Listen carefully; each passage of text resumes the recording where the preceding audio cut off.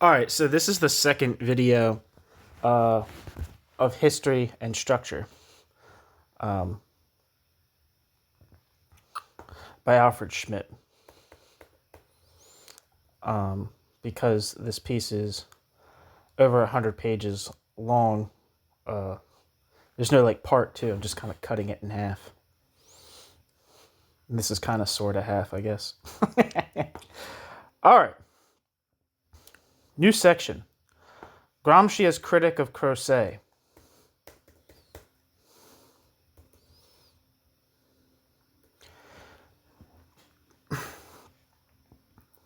The above offers the outlines of Gramsci's position, but does not extend beyond a programmatic draft. It calls for a, quote, science of dialectics, of the theory of knowledge, within which the general concepts of history, politics, and economics are interwoven in an organic unity, end quote. Oh yeah, we got to play the footnote game again. Or the endnote game.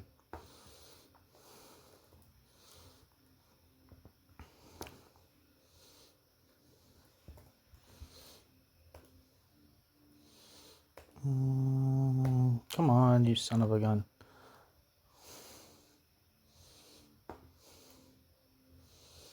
Okay, that is it's just citing Gramsci's selected writings. Oh, shit. Zoomed in too far. Oh no.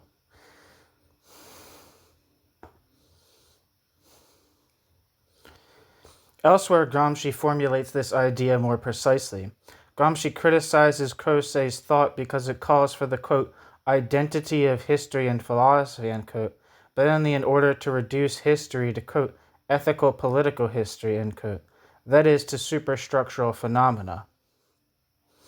Its full meaning attains such an identity only when it also leads to an identity of history and politics. By, quote, politics must be understood self-realizing politics, and not the repeated attempts at realizations, of which some will fail, and consequently to an identity of politics and philosophy. If the politician is a historian, not only in the sense that he makes history, but also that he interprets the past while acting in the present, so the historian is a politician, and in this sense history is always contemporary history, that is politics. Footnote. Unfortunately, we must forego a closer examination of Gramsci's theory of ideology. Next to the pejorative concept of ideology going back to Marx, ideology is a passive, quote, reflex, quote, necessary appearance, end quote, of material existence.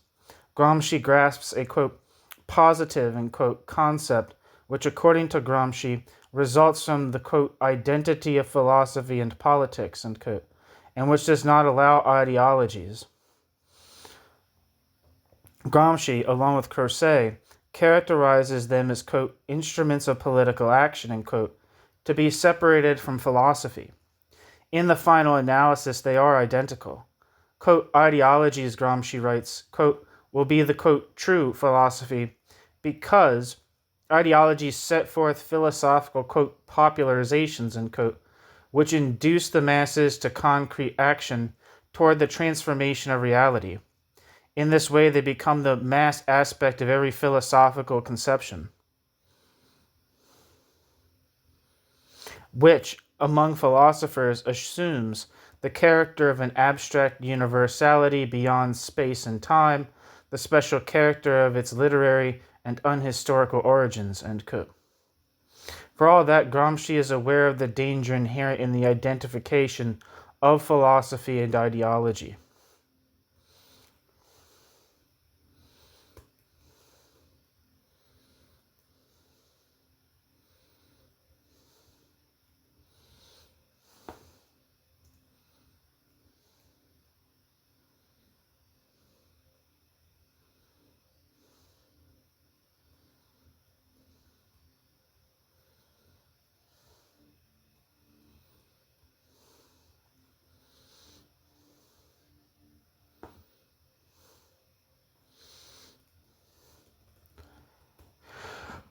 End footnote. Gramsci discusses the stance. Where am I? What was the last one I read? Come on. This is a serious consequence, one that Croce's radical historicism does not challenge. Indeed, Croce claims to have expunged all transcendental, theological, and traditional metaphysical remnants from his thinking. But Gramsci convincingly points out that Croce does not fulfill this claim and that Croce's philosophy remains embedded in the speculative. Quote, in it is contained the whole transcendence and theology, scarcely freed from the crudest mythological wrappings. End quote. Gramsci discusses the stance of political moderation expressed in Croce's historical thought and surmises that it is to be explained by national particularities, in particular by the, quote, historical fact of the absence of a unified people's initiative within Italian history, end quote. Gramsci. Its course creates, as Gramsci showed, among the bourgeois intellectuals a remarkable ideology which shifts back and forth between revolution and restoration. In Italy, this development took place essentially as a reaction by the dominant class to the spontaneous, disorganized revolts of the masses of the people. The ensuing, quote, restorations, end quote, fulfilled certain demands of the proletariat and were, in his words, quote, progressive restorations, end quote, or, quote, passive revolutions, end quote. Croce's historicism thus mixes liberal and conservative elements in such a way that the only political activity permissible is that which contributes to progress by way of the, quote, dialectic of preservation and renewal, end quote. Gramsci.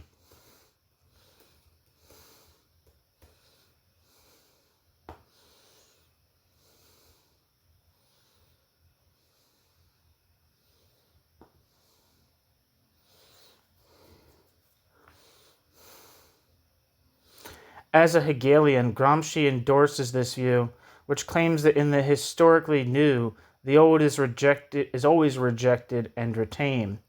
In Croce, however, this principle becomes ideological, a, quote, mere reflex of a practical political tendency, end quote, Gramsci, and does so to the extent that he, Croce, in a rather arbitrary and a priori manner, believes Croce can ordain what must be preserved and set aside.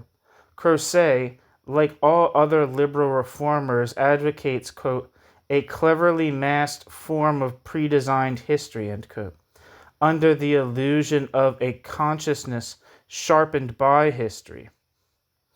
What presents itself as pure contemplation of the Heraclitean river is, in truth, an interest-bound class standpoint. This standpoint is evident less in unmediated reactionary content than in the form and method of its emergence.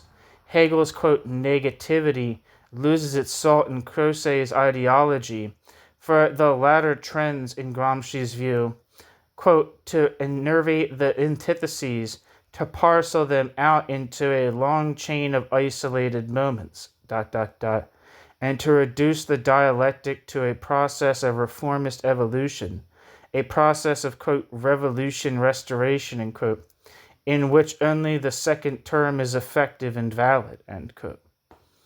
Gramsci.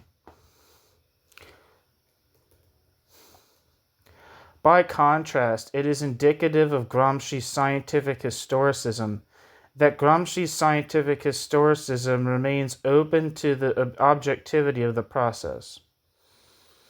Gramsci's scientific historicism cannot prejudge which moments from the enormous complex of the past will be preserved in a future condition, although its consciousness must be appropriate to the level attained by the history of the human species and have at its disposal a measure of desired values, which themselves are immanent to history. Whatever moves from the past into the future, Gramsci writes, quote, will bear the character of historical necessity and not that of the accidental choice by so-called scholars and philosophers, end quote. Gramsci.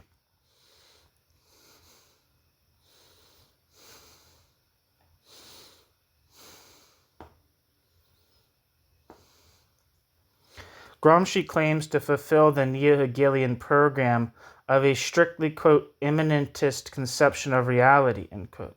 Gramsci, by tracing it back to, quote, pure history or historicity and to pure humanism, end quote.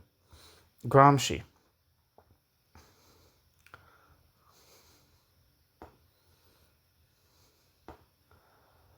This project, however, is not a concession to a static anthropology. At no point does Gramsci neglect, quote, historicist or realist immanence, end quote.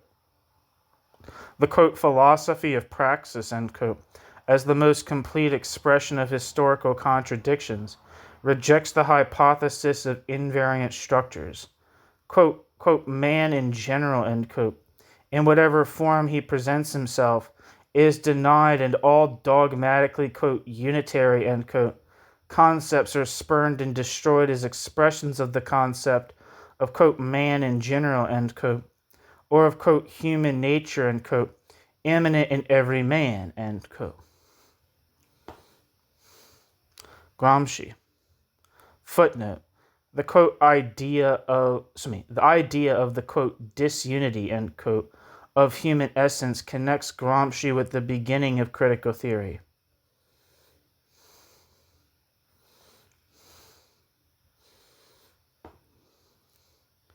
End footnote. In this fundamental aspect of his thought, Gramsci sees that the heritage of classical German philosophy, of course mediated by modern history, is preserved in Marx.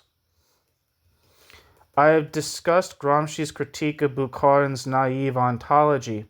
It explains the much exaggerated, quote, subjectivist, end quote, accent of Gramsci's epistemological considerations and of Italian neo-Hegelianism and its reception of Marx, because the representatives of the Althusser school think of Gramsci, above all, when they talk of the historicist misinterpretations of Marxism.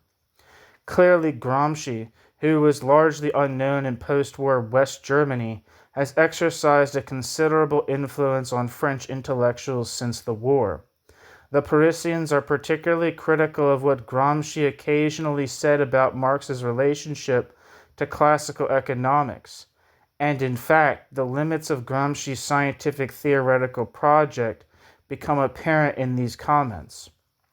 The identification of the theory of knowledge with historicism and of philosophy with the writing of history, which Gramsci takes over from Croce, may in part stand the test of Marx's early writings, as well as his historical writings in the narrow sense of the word.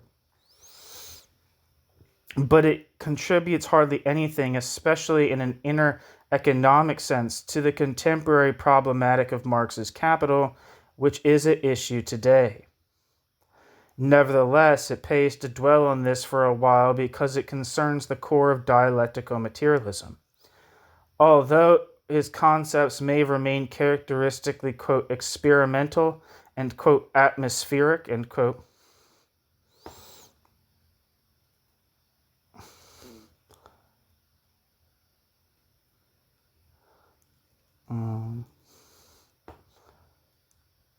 Gramsci, along with Lukács and Korsch, was among the most meritorious of the authors who intentionally reached back to Hegel's dialectic in the 1920s and early 1930s, and in so doing put new life into the philosophical impulse of Marxist thought, which was suffering from crude naturalistic social democratic as well as Soviet Russian orthodoxy.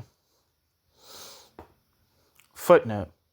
Most of Gramsci's works were written in prison, in bad health, and without scholarly apparatus. These conditions account for many defects.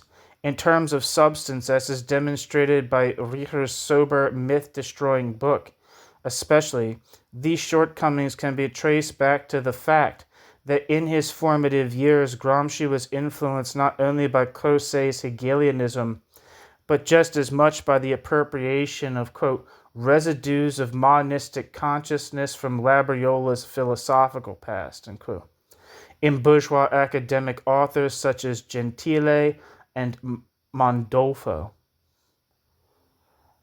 who interpreted Marxism in a subjectivist idealist manner. The term philosophy of praxis comes from Kishkovsky's Prolegomena sur Historiophilosophy, and was introduced into the Italian discussion around the turn of the century by Labriola.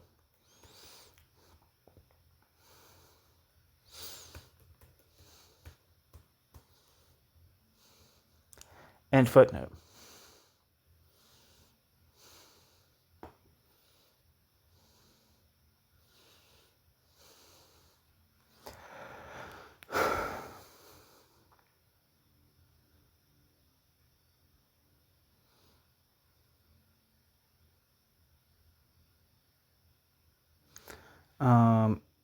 End footnote.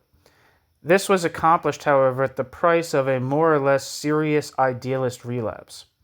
What has sometimes been interpreted as Gramsci's intellectual incoherence, the, quote, floating of Gramsci's categories, is really due to the fact that Gramsci was schooled in Hegel and thus guarded against assumptions contrary to history and kept in view the character of truth as a process. New section. Gramsci on the scientific theoretical status of Marxist theory. Shifting once again to the discussion of Althusserian structuralism, let us turn to the political economic aspects of Gramsci's reflections. Although open to question in particulars, they also contain essential moments of a critical interpretation of Marx, on going beyond an interpretation that merely serves as a confessional worldview. Gramsci criticizes the, quote, mechanistic and, quote, materialism which Gramsci first saw at work not in Bukharin, but rather in the, quote, revisionist social democracy of the pre-war era. Bernstein's famous remark, "The movement is everything, the end goal nothing," replaced the historical dialectic with mechanics. In the Marxism of the Second International, Marx's comments in the Theses on Feuerbach fell into oblivion. Quote, human power was revived as passive and unconscious, as an element indistinguishable from material things. The vulgar naturalistically interpreted concept of evolution displaced the concept of development. End quote. Marx, Theses on Feuerbach. Wait.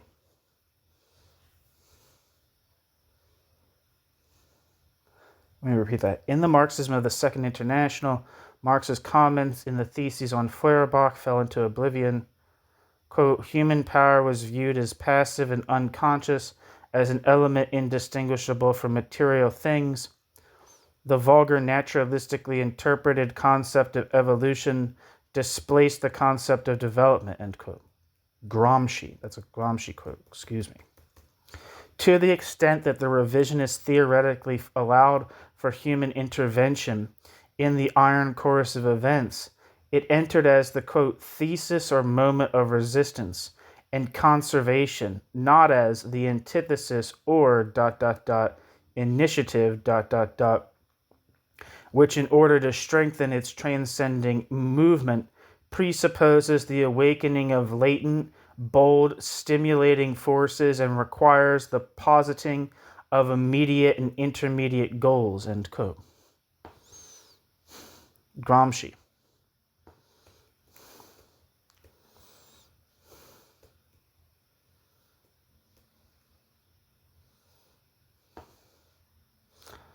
This is a thoroughly justified critique and is one which embroiled Gramsci in difficult and oft-posed question, in the difficult and oft-posed question of how the scientific theoretical status of Marx's life work was to be evaluated.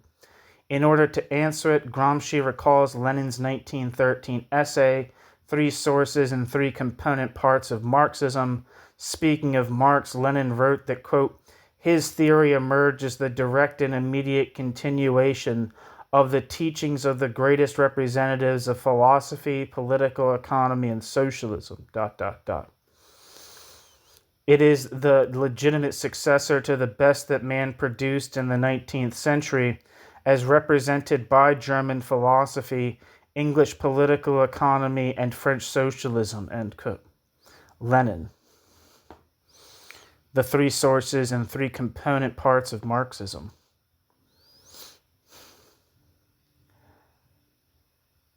But this does not yet explain the mode in which, quote, these three cultural movements, end quote, as Gramsci puts it, enter Marx's conceptual structure. Given that this structure, quote, synthesized, ... the entire culture of the age, end quote, all three sources must reappear in it as anticipatory moments. It is this reemergence of the anticipatory moments which guides Gramsci. Gramsci further speculates that the, quote, unitary moment of synthesis, bracket, of Marxism, in bracket, is to be identified in the new concept of immanence, which has been translated from the speculative form as put forward by classical German philosophy into a historicist form with the aid of French politics and English classical economics, end quote. Gramsci. New section. Gramsci's interpretation of the relationship of historical materialism to the critique of political economy. Gramsci proposes to examine systematically the relationship among philosophical, economic, and political elements in Marx. Gramsci writes that, quote, in a sense, ... the philosophy of praxis equals Hegel plus David Ricardo, end quote. Gramsci. A thesis that should be understood as a substantive rather than an external genetic thesis.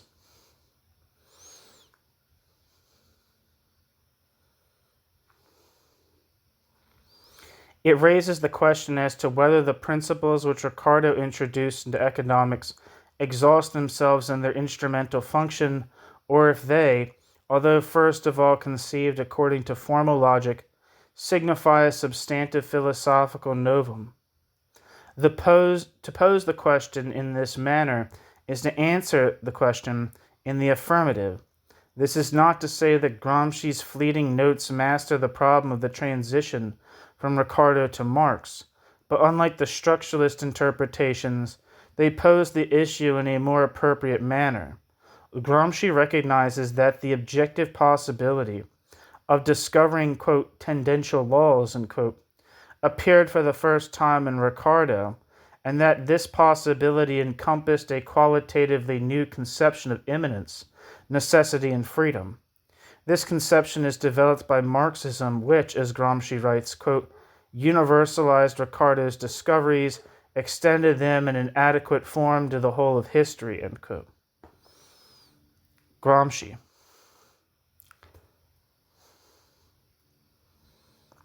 Gramsci's particular interest is devoted to the dialectical reformulation of the concept of law, a reformulation initiated by Ricardo's economics. Once again, taking the German ideology as a starting point, Gramsci makes reference to the modern bourgeois origins of economic scholarship. Gramsci argues that to the degree to which the bourgeoisie attains the level of universal activity and a, quote, world market, end quote, develops as a, quote, nature-like form of the world historical cooperation of individuals, end quote, Gramsci, which stands over against them as an alien power. It is, quote, possible to isolate and study necessary laws of regularity, end quote, Gramsci. Shit, I fucked that up. Let me repeat that sentence. Gramsci argues that to the degree to which the bourgeoisie attains the level of universal activity and a, quote, world market, end quote, develops as a, quote, nature-like form of the world historical cooperation of individuals, end quote, Marx and Engels' German ideology, which stands over against them as an alien power, it is, quote, possible to isolate and study necessary laws of regularity, end quote, Gramsci. Gramsci immediately adds that, quote, these are laws of tendency, which are not laws in the naturalistic sense or that of speculative determinism, but are in a, quote, historicist, end quote, sense valid. That is, to the extent that there exists the, quote, determined market, end quote. Or, in other words, an environment which is organically alive, end quote. Gramsci.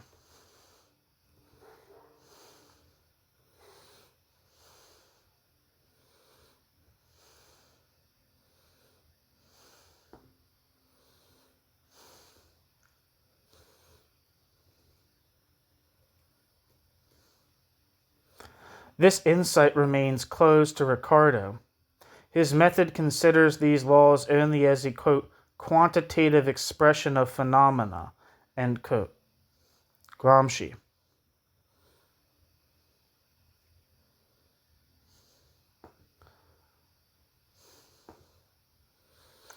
In other words, it remains within the horizon of bourgeois thought.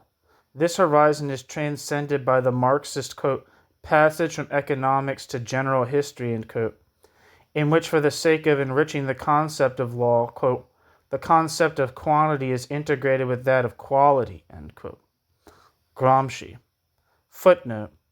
Gramsci, of course, in a tentative and programmatic way, anticipated the results of modern research. See the important book by Czech philosopher Jindřich Zelený, whose book I have, Die Wissenschaft by Marx und das Kapital, especially chapters 1 to 2, in which Zelený interprets the Marx-Ricardo connection in terms of a critique of one-sided quantitativism.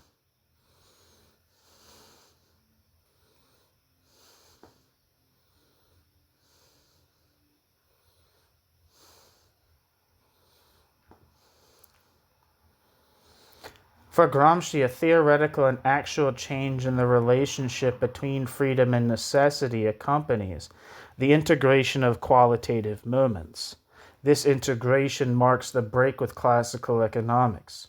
To necessity corresponds the predominance of quantity, to freedom that of quality.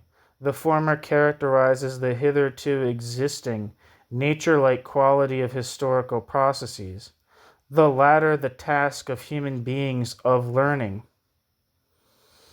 to control the social forms of their domination of nature.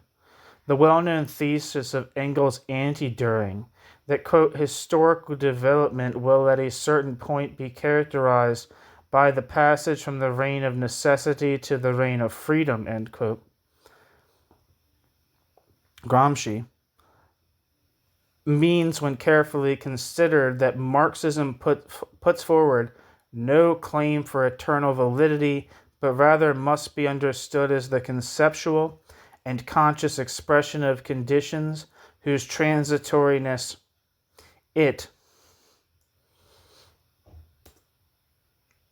Marxism, has, at least in principle, perceived. Irrefutable prognosis cannot be derived from it.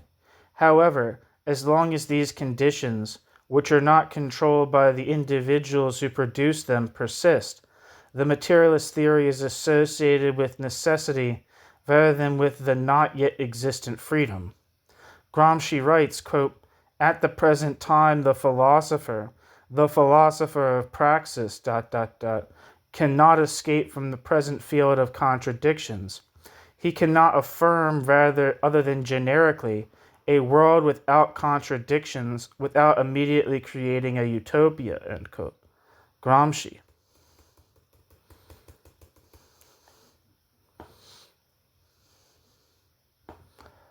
Due to its abstractness, this utopia may be of minimal philosophical or even political value. It is, however, by all means preferable to the fetishized service to naked factuality, widely fostered not only by bourgeois, but also by vulgar Marxist thought. Here Gramsci has in mind representatives of an unmediated objectivism, such as Kautsky and Bukharin, who helped to disseminate a corresponding interpretation of Marxist theory in the enemy camp. Gramsci's reflections on the law-like nature of historical development are sufficiently remarkable to merit further comment. Gramsci thinks it improbable that Marx borrowed the historical theoretical categories of, quote, regularity and, quote, necessity directly from the natural sciences.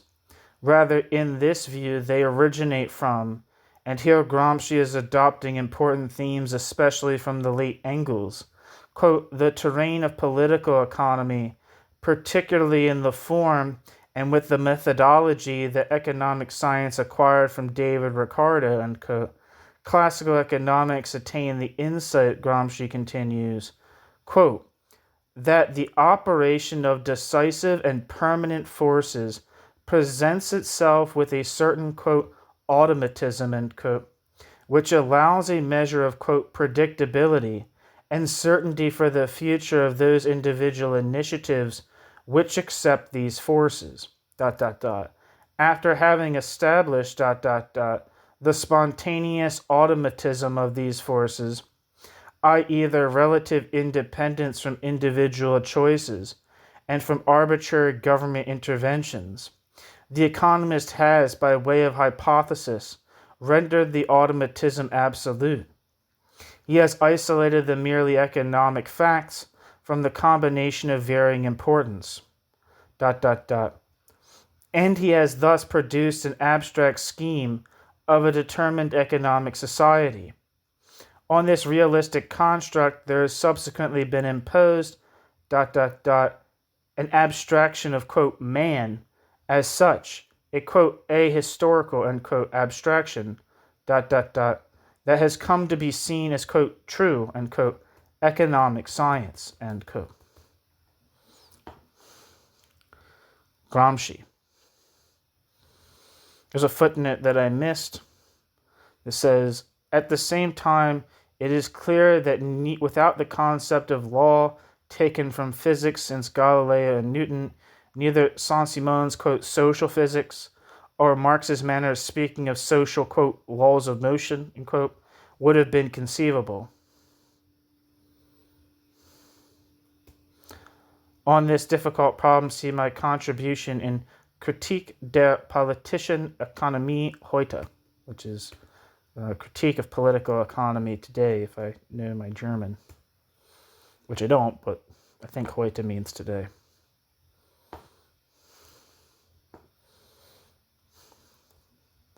Anyway, end footnote. This is Gramsci's rather sketchy but essentially correct presentation of the political economic premises of Marxist historical thought that often appear in textbooks. Gramsci sees that the mechanics of the market, as well as social phenomenal forms in general, quote, which present themselves as something, quote, objective, end quote, comparable to the automatism of natural phenomena, end quote, are mediated on a subjective level through individual self-conscious acts which, however, are unconscious in relation to the social total result to which they contribute.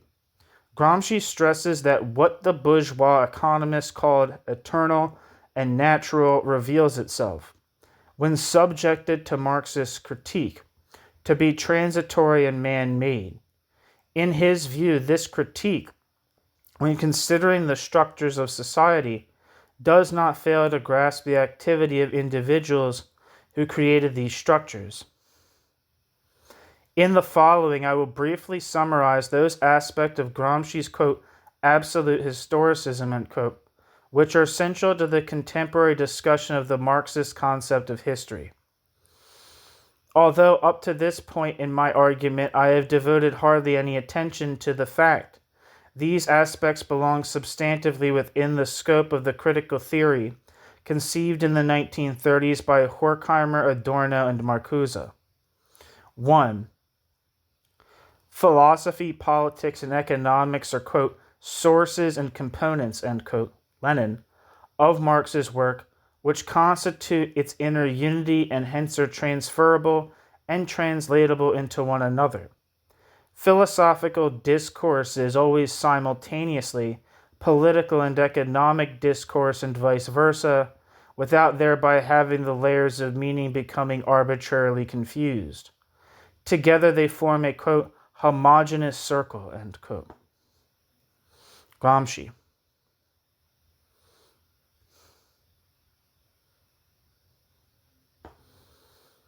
The Gramscian insight is important from an interpretive perspective because, among other things, it warns against seeking out the philosophical element in Marx only when he made use of the conventional language of philosophy. Often, this applies mutatis mutandis to Lenin or Mao Zedong as well. Marx's historical political writings contain more compelling philosophical aspects than do those works specifically dealing with philosophical themes. Footnote. See such a political work as Marx's critique of the Gotha program written in 1875, when Marx had long ago left specifically philosophical controversies behind. At the same time, however, critique of the Gotha program contains an idea that is indispensable for materialist epistemology, that human labor, understood as, quote, form-giving, end quote, sensuous concrete activity, always refers to an already, quote, formed, end quote, existing natural substratum independent from it. Taking as my point of departure the idea that one must not assume that Marx is most philosophical only when he uses the language of academic philosophy, I have attempted in my book, The Concept of Nature in Marx, to distill the philosophically important content of Marx's political economic works. In Reading Capital, the book, Althusser rightly emphasizes the necessity of unfolding Marxist philosophy on the basis of Marx's Capital. However, that cannot mean that one can either overlook the genetic and also textual connection between Marx's mature work and Marx's early writings, or abstractly deny Hegel's influence on the mature Marx, as Althusser does in his interpretation. End footnote. 2. In refusing to isolate the epistemological problematic of the materialist conception of history from the substantive questions of Marxist economics, Gramsci follows authentic Marxist theory. Thus, in Gramsci's formulations, talk of the, quote, dependence, end quote, bedding tight of different forms of consciousness on social being loses the character which adheres to it in numerous official party presentations. That is, the character of an unproven ontological thesis.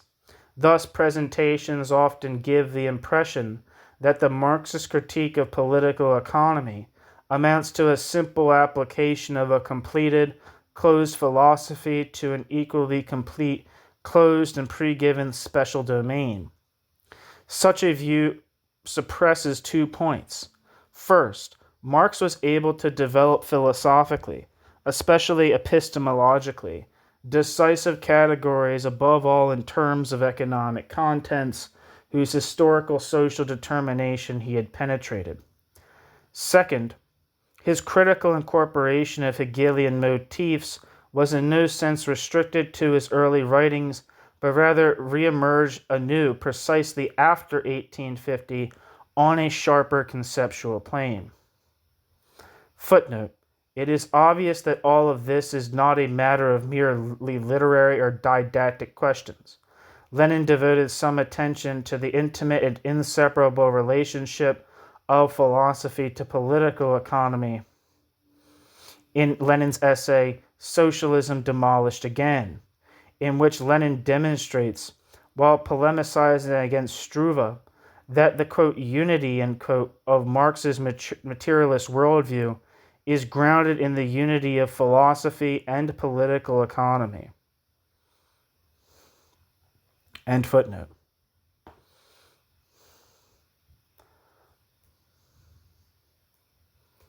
Section 3.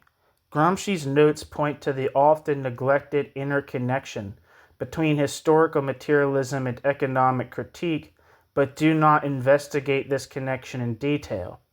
Nevertheless, Gramsci touches on the nerve of Marxist theory when Gramsci attempts to trace the domination of objective forces over individuals, that is, of being over consciousness, back to the uncontrolled rule of the law of value in prehistory, a rule at whose end, as Gramsci emphasizes, socialist theory aims.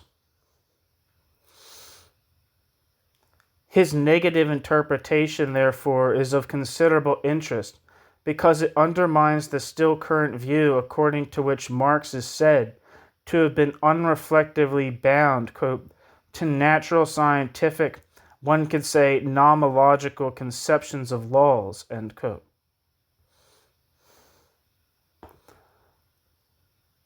Jürgen Ritzert and Egon Becker, which appears as quasi-religious guarantees of salvation. What Marx criticizes in the world of commodity fetishism, that in it, what is a social creation is venerated as an autonomous being in itself, to whose rigid objectivity individuals submit, is elevated by this view, one widespread among ostensible adherents of Marxism, into a scientific norm. In contrast, Adorno, in Negative Dialectics, explicitly emphasizes that here, as in all dialectical matters, the mediation passes through the extremes. Being as product, erzeugt sein, and being in itself, an sich, of which Marx calls, quote, societal natural laws, end quote, are complementary as abstractly divided moments. As Adorno writes, quote, the thesis that society is subject to natural laws is ideology, if the thesis that society is subject to natural laws is hypostatized as is mutably given by nature. But this legality is real as a law of motion for the unconscious society, end quote. Adorno. Negative Dialectics. For Adorno, Marx's unfolding of this law with a view towards this law's future abolition constitutes the, quote, strongest motif, end quote, of Marx's conception. Gramsci's unbroken identification of history and theory, Gramsci's idea of, quote, pure, end quote, process and praxis, meaning that the future is absolutely subject to human influence, and the related establishment of the primacy of the subject in Fichte's sense, had to bring down on him the structuralist accusation of naive historicism. Footnote, in many ways the idea of pure historicity connects Gramsci to Heidegger's being in time, to Marcuse's ontological beginnings, but especially to Lukács's early essays. On this see my contribution to the discussion with Furio Cerruti and Detlef Clausen, Hans-Jürgen Kroll and Oscar Knecht in Geschichte und Klassenbewusstsein heute. End footnote.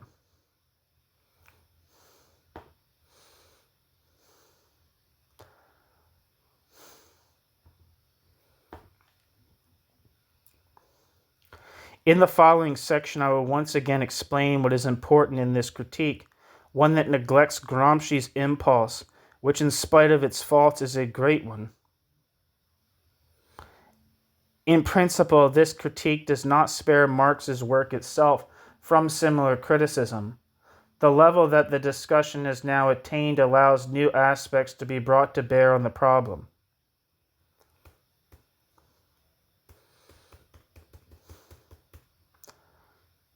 New section. Difficulties of Marx interpretation. Aside from Althusser's For Marx and Palantis's book, aside from Althusser's For Marx and Palantis's work, Althusser's Reading Capital remains the most reliable source of the structuralist interpretation of Marx. In 1968, Althusser and Balibar published a new edition of both volumes in a tighter and pithier form. Footnote. The original version also contains contributions by Roger S. Deblay, Jacques Rancière, and Pierre Machery. In order to gain a complete overview, one must refer to them. Also important is Maurice Godelier's Rationality and Irrationality in Economics.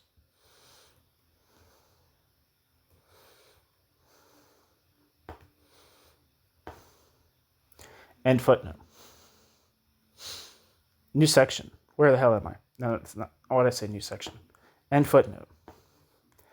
In the foreword to that edition, Althusser objected that, almost without exception, the conceptions of his school had been judged to be a variety of structuralism.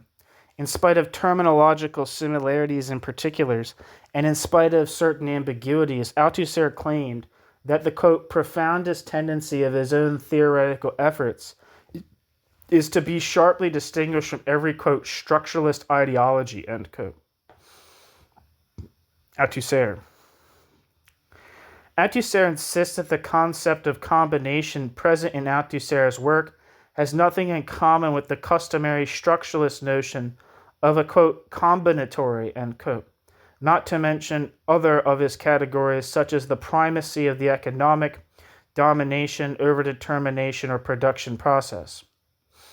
This protestation is hardly satisfactory, for it dogmatically presupposes that only Althusserianism has put forward an appropriate Marxist exegesis. What this exegesis claims for itself, that its true tendency will not be adversely affected by the terminology in which it is expressed, is supposed to be yet truer of Marx himself. Of course, a careful interpreter will be on guard against a naive reading of the text.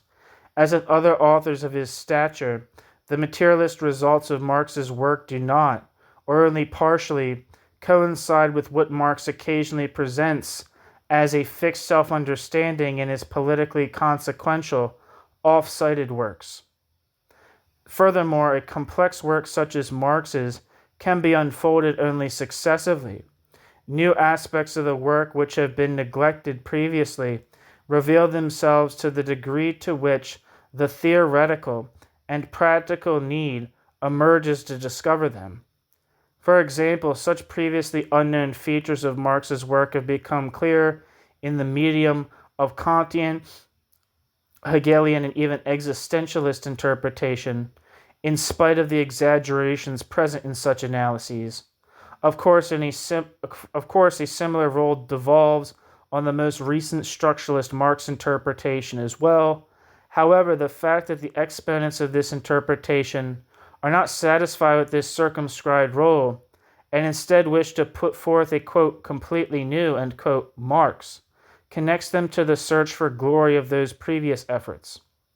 To be sure, faced with the structuralist interpretation, and this is what we have in spite of claims to the contrary, special caution is required. The ever-changing history of Marx interpretation points to the conclusion that whenever the so-called letter was sacrificed to the spirit, it was the letter that suffered the damage.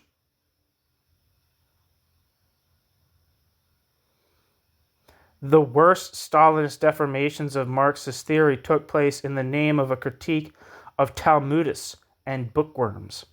Althusser's method is not free from traces of this harmful and unfortunate tradition.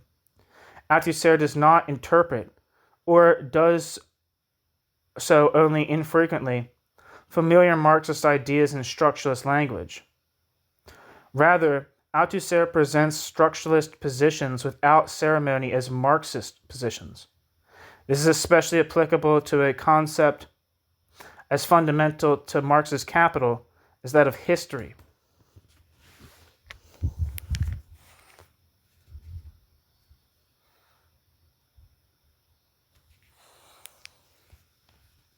New section. Capital and the optics of the old social democracy.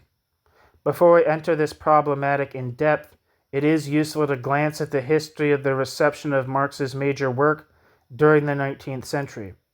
Only by doing so can one do justice to the structuralist reinterpretation of Marx.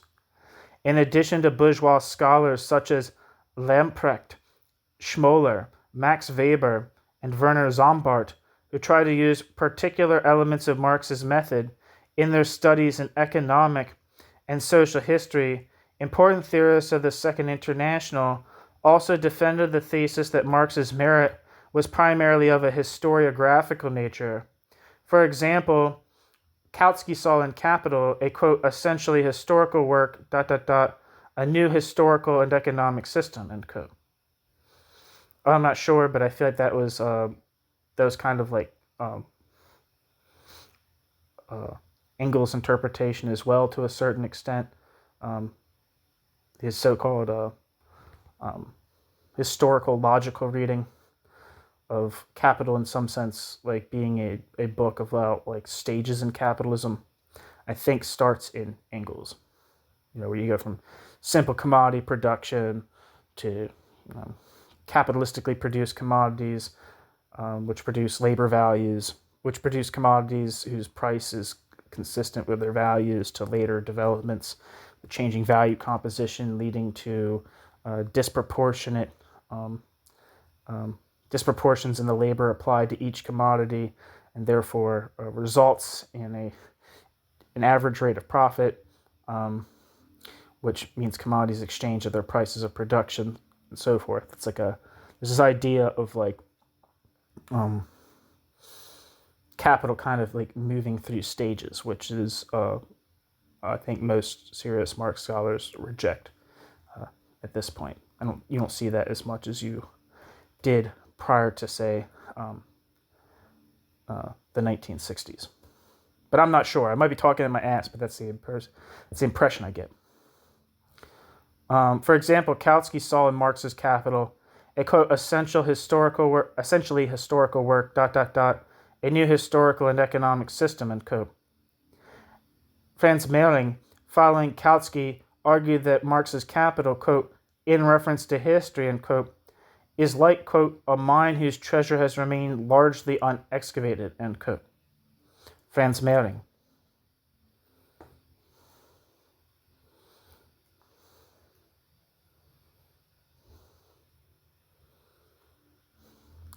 That quote from Kautsky is from Economic Doctrines of Karl Marx, and the quote from Franz Mehring is from Über historischen Materialismus, published in Berlin in 1952. Where am I? In 1893, as Mehring wrote these lines,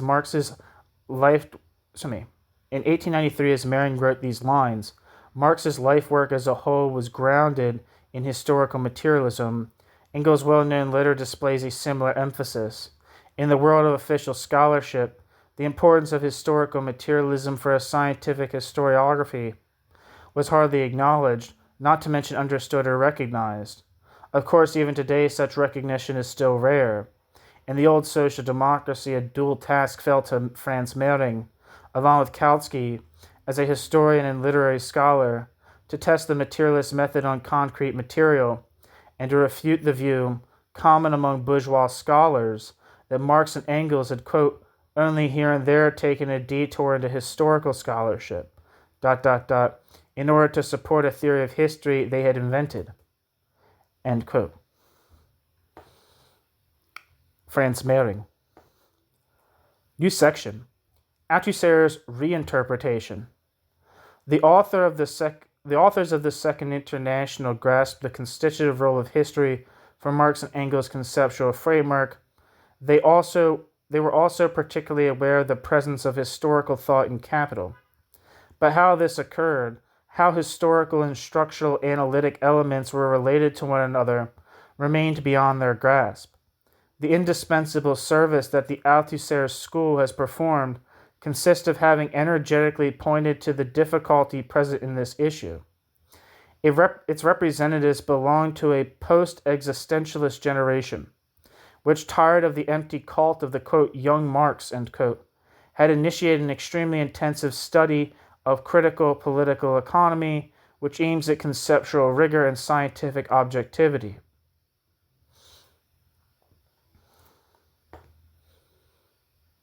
Footnote. On the specifically French ideological historical presuppositions of the Marx interpretation coming from Althusser and his students, see my essay Der Structuralistische Angriff auf die Geschichte. End footnote.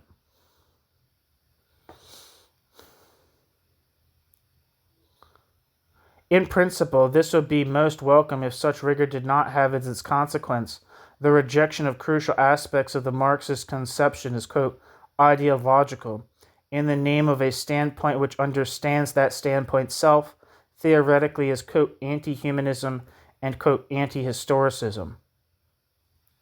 As a result, the interest in a more humane society remains a moral postulate that is both external to and ungrounded in the actual theoretical process.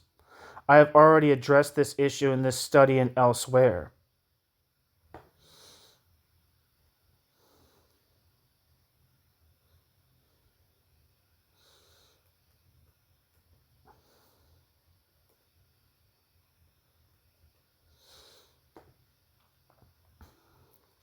Now the point is to confront the structuralist Marx interpretation with the texts themselves. For a long time, it has been assumed in Marxist literature that in Marx's Capital, as Lenin said, and Lenin's view represents that of numerous authors, Marx provided a, quote, theoretical and historical analysis, unquote, of bourgeois society. Footnote, see Lenin, Imperialism, the Highest Stage of Capitalism.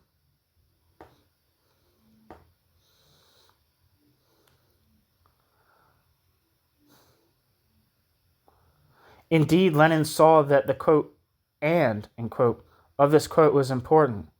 Lenin argued that a break between the, quote, abstract theory of capitalism, end quote, which refers to capitalism's fully developed form, and history will develop to the degree to which such a theory neglects the aspect of the genesis of this fully developed form.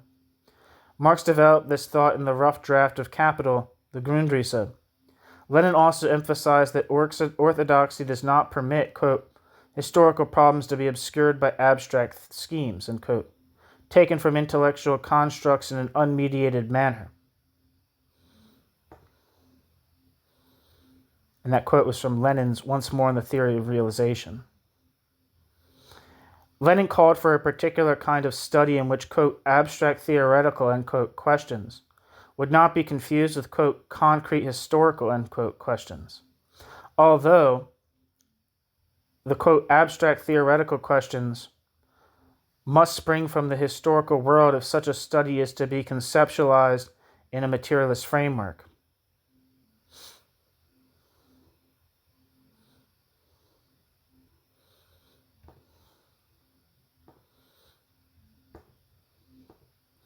New section.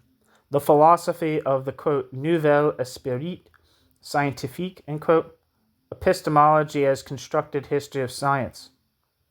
The break between theory and history to which Lenin referred forms the starting point for structuralist Marx interpreters. Of course, Marxist structuralists cannot in any sense claim to be the only ones to have discovered and considered this anything but academic problematic. End quote. Not end quote. Footnote. Is there anything in the footnote? Footnote. In recent years, a number of important books on Marxist economics have appeared which investigate the question of its relationship to history. In addition to those already mentioned are the essay collection edited by Georg Mende and Erhard Lange, Die aktuelle philosophische Bedeutung des Kapital von Karl Marx, In the revised edition of Otto Morph's 1951, Geschichte und Dialektik in der politischen Ökonomie zum Verhältnis von Wirtschaftstheorie und Wirtschaftsgeschichte bei Karl Marx.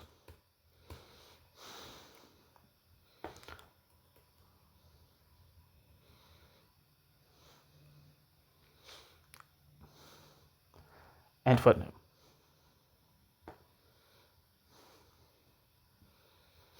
But they present it in such a radical form that a premature harmonization of theory and history is ruled out from the beginning. In the most abstract sense, such a harmonization is correct, but precisely because of this level of abstraction, it contributes little or nothing to a solution of the break. Understanding the Althusserian undertaking requires that we consider the intellectual climate in which it could emerge. Althusser leaves no doubt that he owes a great deal to authors such as Bachelard, Cavai, Canguilhem, and Foucault, all of whom had sought to establish an epistemology grounded in a history of science.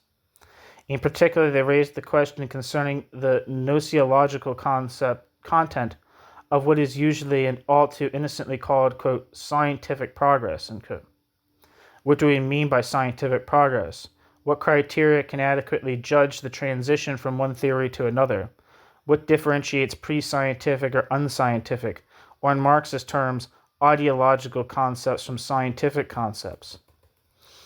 Bachelard, one of the most important founders of contemporary epistemology, was intensively engaged in this problem.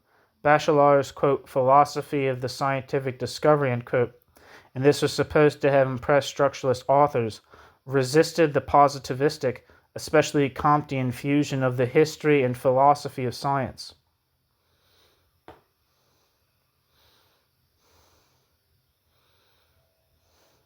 Footnote. Of course, Comte himself is one of the founders of structuralist historical thinking.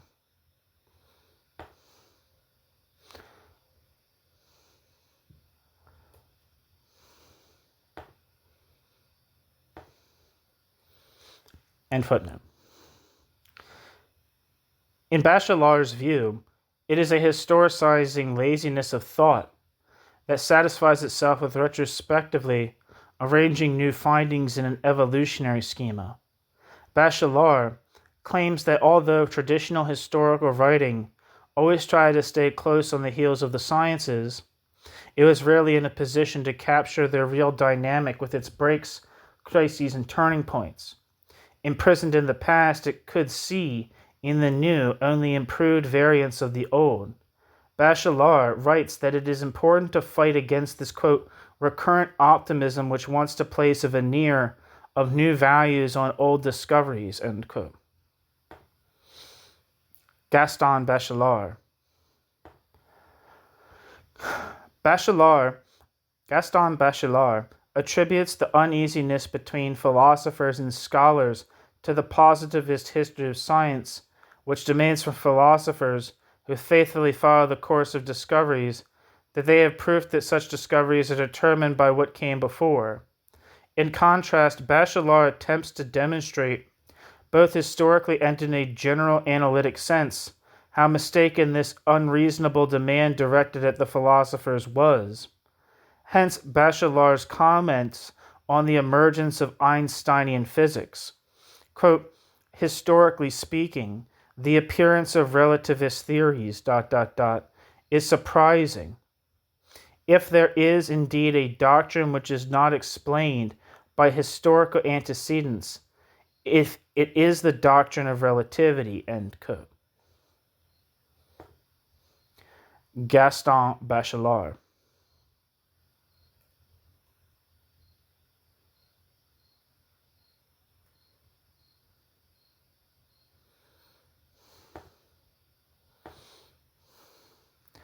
In reference to the relation between the logical and the temporal in the cognitive process, Bachelard explains that he is decidedly opposed to naive linear thinking about history. Quote, it is easy to think that scientific problems succeed one another by order of increasing complexity. bracket, in taking such a view, end bracket, one forgets that the solution found reflects its clarity on the given, bears schemas that simplify and direct experience, and that a partial solution fits into a general system or may be a supplementary force. End quote, Bachelard. Two things are decisive for Bachelard, as for his structuralist followers. First, if the history of science is to satisfy epistemological demands, it must be studied retrospectively, that is, from the viewpoint of science's most advanced level. Second, the progress of knowledge does not correspond to the evolutionary principle of the transition from simple to the complex. The theory that is, quote, simpler, end quote, due to its being more abstract, does not exist at the beginning, but rather works through previous results of thought processes, and is, to that degree, the conception that is more, quote, concrete, end quote, in the Hegelian sense, richer in content. It is characteristic of Bachelard, Canguilhem, and Althusser, as well as their work contains merely general speculations concerning historical processes in the history of science. Bachelard, Canguilhem, and Althusser allow themselves to be guided by the view that their epistemological problematic originates in specific substantive questions.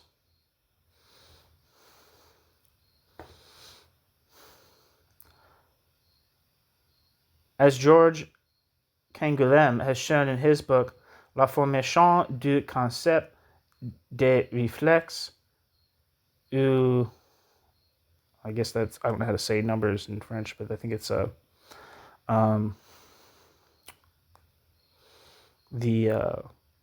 17th and 18th centuries. The history of the theory of the reflex arc shows the exact conditions under which the word reflex became a scientifically applicable concept. Upon investigation, it becomes surprisingly clear that this concept springs from a, quote, vitalist rather than a, quote, mechanistic, end quote, problematic.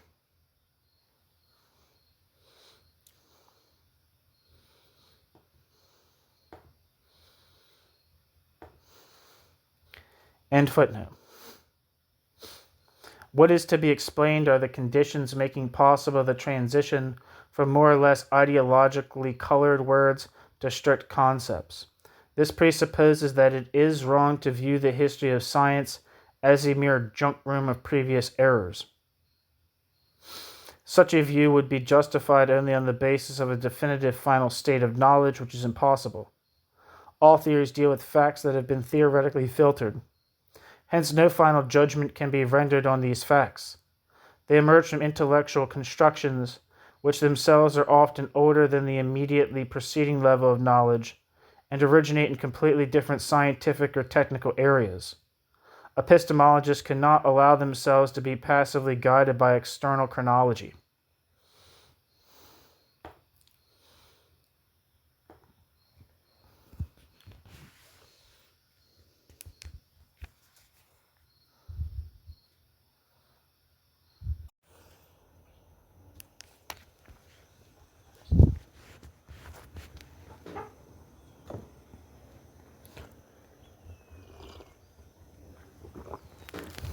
New section.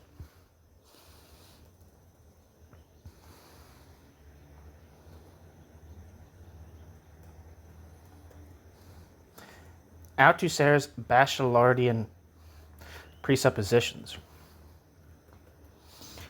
The concept of the, quote, new scientific spirit, end quote, that is most important for Althusser's Marx interpretation is the Bachelardian idea of a coupure epistemologique.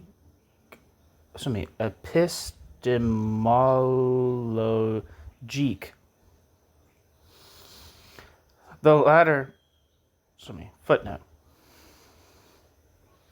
Oh, never mind. Nothing in the footnote.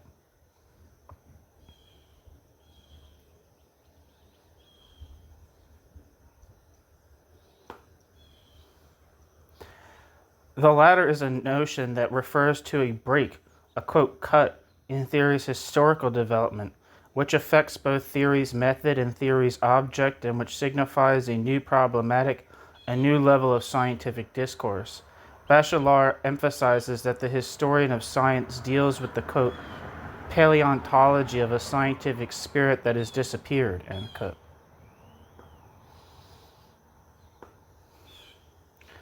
In Bachelard's view,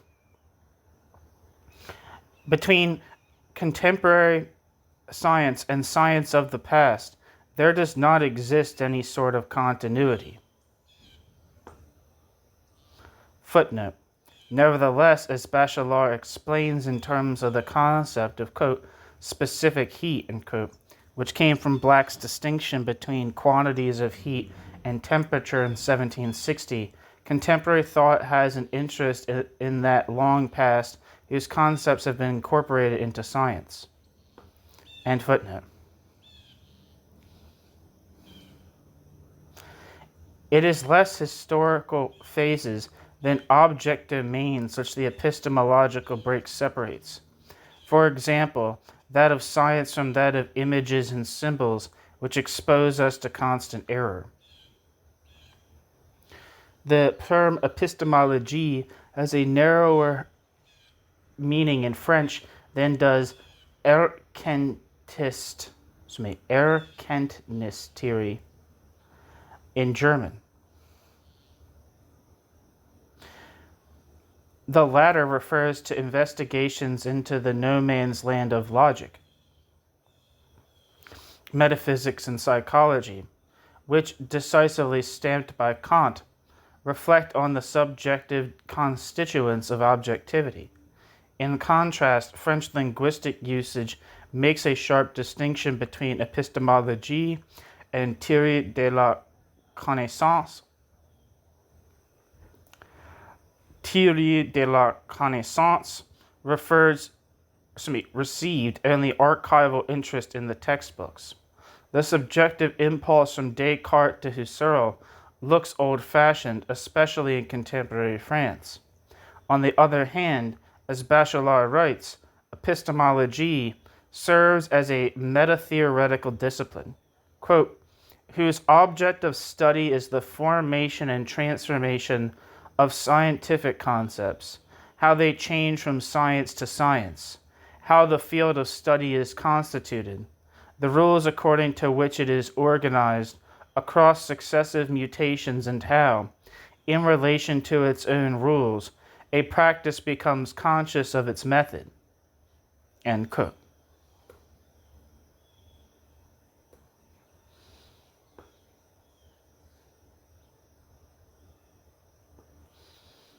Bachelard. This characterization makes clear that epistemological thinking does not aim at grounding the dominant form of conventional scientific practice. It presupposes it as historical material and merely would like to help it attain clear self-consciousness. The extent to which this philosophie du nouvel esprit scientifique departs from older positivism is apparent in Bachelard's energetic attempt to revise the idea of the history of science. Scientism, in Noret's words, is, quote, an unfaithful positivism, end quote. Un positivisme infidèle.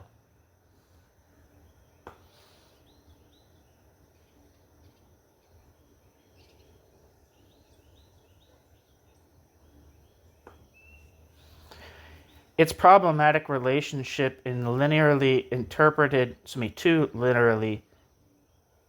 its problematic relationship to linearly interpreted history had to expand its rationalistic constructive features, especially in France. However, because it would step beyond the framework of this essay to discuss in greater detail the questions growing out of the discussion of scientism, We must be content with stressing particular moments which, in modified form, enter into Althusser's undertaking.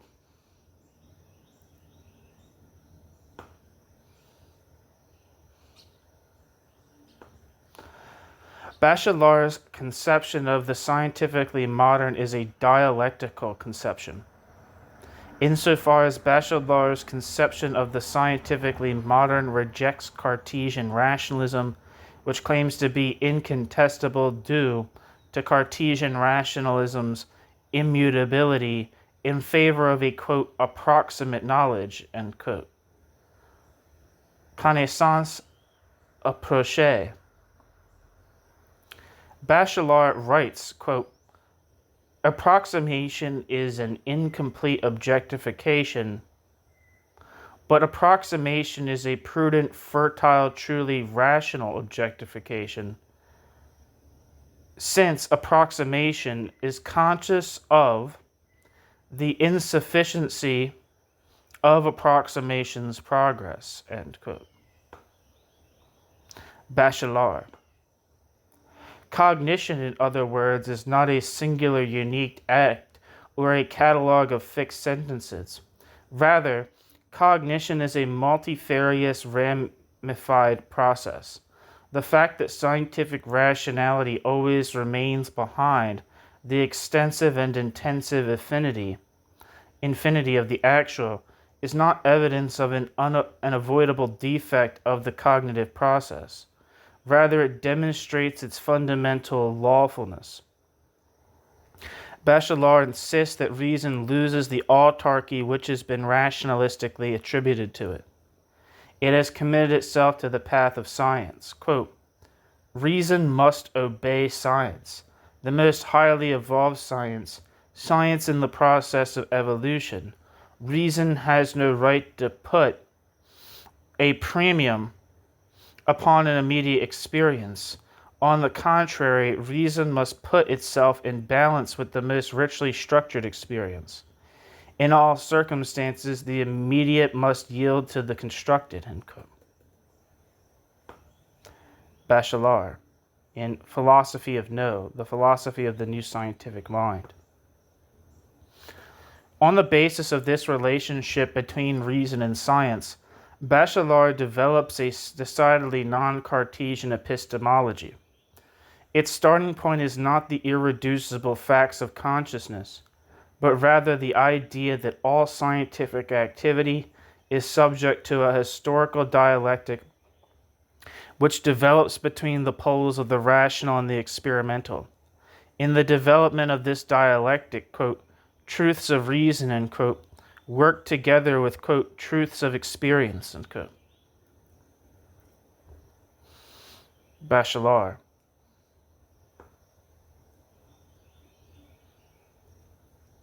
Excuse me, no, that's a Genestier in a book titled Les Pensées de Bachelard.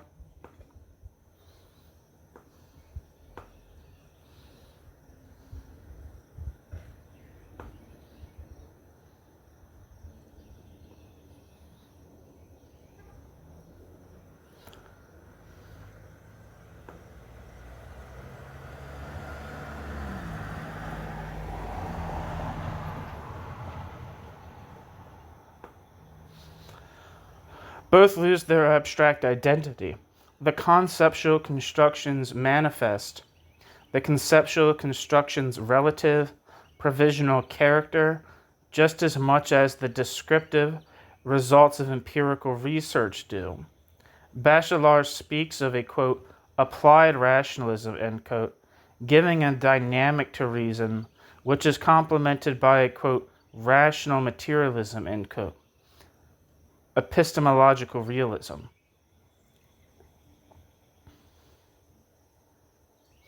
And that, quote, rational materialism is from that Genestier piece I was talking about.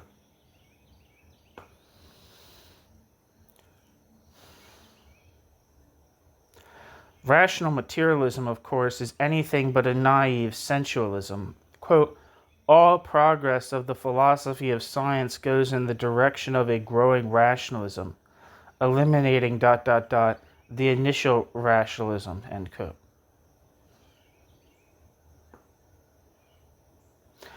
Bachelard.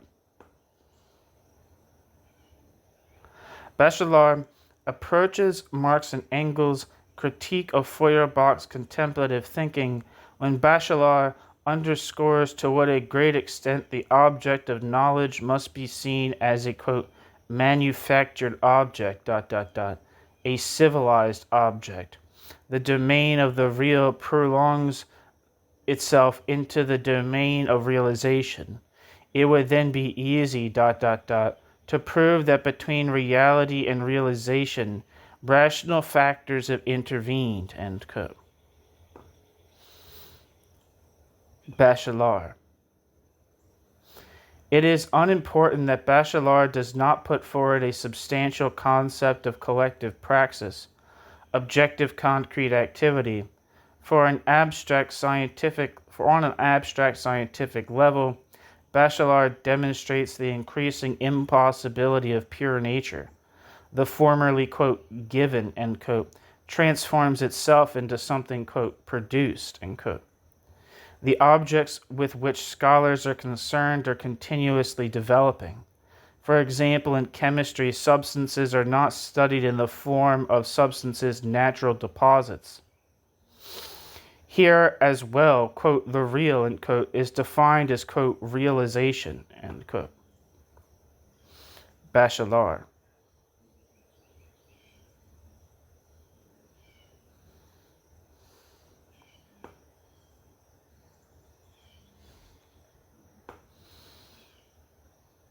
Unlike the conventional historian of science, the epistemologist of the Bachelardian school does not view historically emergent ideas as facts that are to be chronologically classified.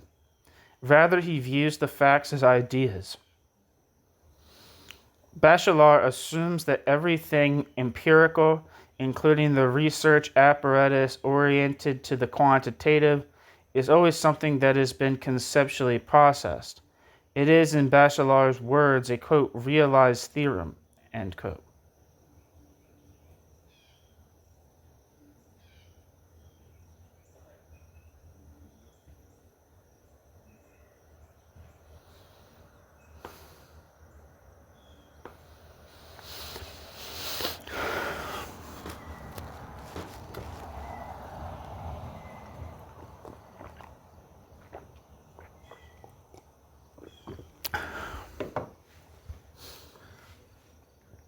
The scientific intellect can approach objective being, Sein, only by means of its own hypotheses, outlines, and concepts. To the extent to which experimentation is also an indispensable moment of the thought process, and not its aid or substitute, but rather, quote, the production of new reality, end quote. Knowledge progresses from the rational to the real. Bachelard claims that our constructs, as well as the material to which they refer, are refined in this process. Bachelard, according to one of his French interpreters, Gury, demonstrates, and that's, I'm guessing it, that G-U-E with an accent, R-Y, demonstrates that a new form of thought emerges synthetically from the, quote, dialogue between, quote, rationalism and, quote, realism, end quote. Each complements and corrects the other without denying the cognitive primacy of the rational. This emphatically realist project, all conceptual mediations of the object notwithstanding, marks the essential difference between the, quote, new rationalism, end quote, and the empiricist sensualist traditions of positivism, which, from Hume through Nietzsche up to Mach and Avenarius, rejected the thesis of the knowability of a being in itself.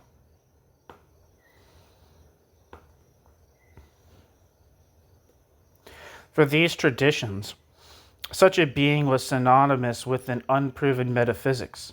This is an objection that apparently has been unable to shake the epistemological optimism of modern rationalists. They continue to insist on the existence of an ordered reality outside the mind. Despite their criticism of its surface structure, subjective reflection remains alien to them. Bachelard, to clarify yet again his defining influence, delivers to structural methodology not only a revised conception of the history of science, which, as did Marx, derives the past from the present. In addition, he shows how important it is to investigate science in statu nascendi. When Bachelard speaks of the emergence of something new, Bachelard in no sense restricts himself to sharply outlined historical caesuras. Coupure epistemologique, but rather points to something that is endlessly repeated.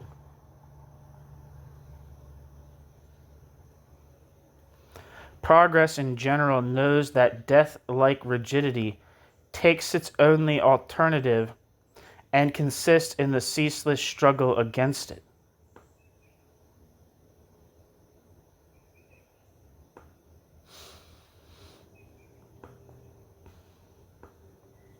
Bachelard views the whole development of science as a coherent discontinuum.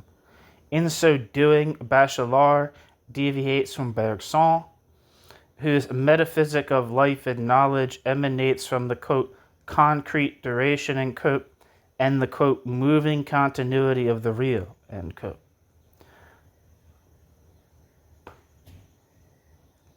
Bergson. Bachelard argues that at every level, methodological thinking must avoid the constant danger of falling into mere images. Here he speaks of a, quote, epistemological obstacle, end quote. Bachelard, which, as Gury stresses, cannot be understood as something external to science that can be dismissed as a side issue.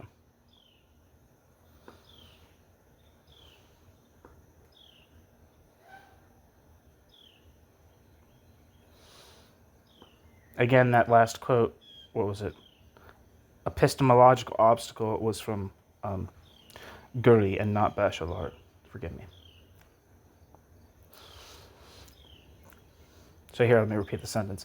Here, Bachelard speaks of a, quote, epistemological obstacle. Obstacle epistemologique, end quote, Gury, which, as Gury stresses, cannot be understood as something external to science that can be dismissed as a side issue. Science, he writes, is far more, quote, a pure innovation, a creation which makes its object appear only retrospectively, end quote. Gury. Thus, the belief in phlogiston proved to be such an obstacle only after the presence of oxygen. The presentation of oxygen.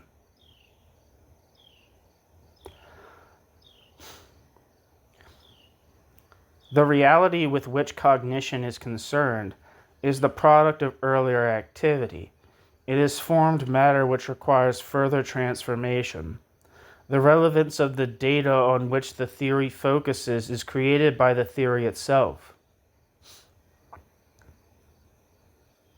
Summarizing Bachelard's conception, Gury writes that science brings forth forms which rectify the old structures and thereby create new objects. By insisting in this manner on the active creative character of cognitive processes, Bachelard approaches not only the character of social labor, but also, like Nietzsche, that of artistic production. We will now deal with the questionable aspect of this approach, its insufficient, from a Marxist standpoint, definition of activity, praxis, its identification with technology. Footnote: in his essay titled Structuralist Activity, Roland Barthes writes that the, quote, essence of every creation, end quote, is, quote, technology, end quote.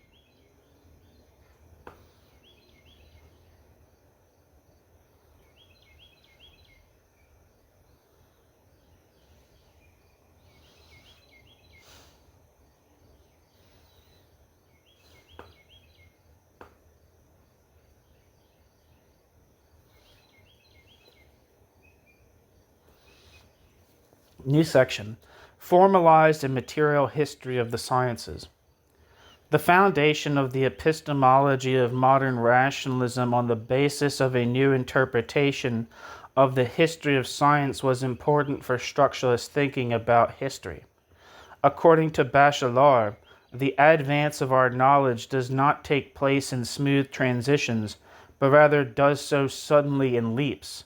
What was previously called, quote, development, or, quote, becoming, now presents itself as a succession, insofar as the concept retains a genetic meaning, of, quote, unique and novel moments, end quote. Guri. Contemporary advocates and continuers of the Bachelardian, as well as Courresian project, all who belong to Althusser's circle, directly juxtapose a, quote, position of continuity, end quote, to the previous, quote, position of continuity, end quote, such as the advocates of Brunswick and Duhem.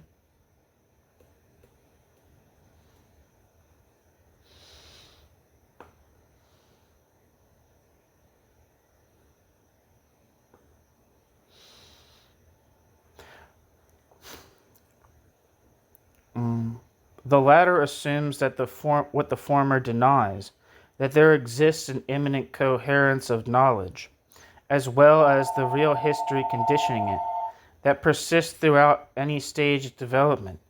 In particular, the, quote, position of discontinuity, end quote, denies, at least by implication, the origins of scientific thinking in the pre-scientific life world. Footnote, quote, the discontinuist position takes exception to the notion of, quote, knowledge, end quote, as a continuous development from, quote, common understanding, end quote, to, quote, scientific understanding, end quote, from the dawn of science to modern science, end quote. End footnote.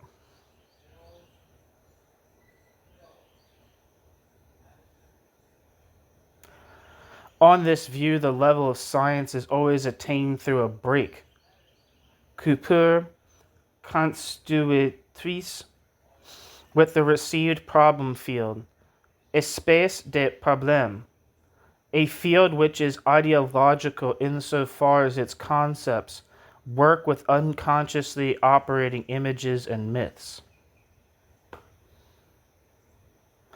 Footnote. On Althusser's theory of ideology, one that falls behind Marx, see For Marx by Althusser.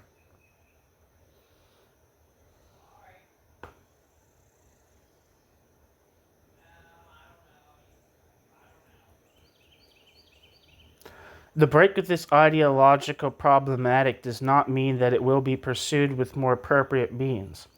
On the contrary, a new level of discourse emerges, one which does not transcend, in the Hegelian sense, the previous level, but rather completely replaces it.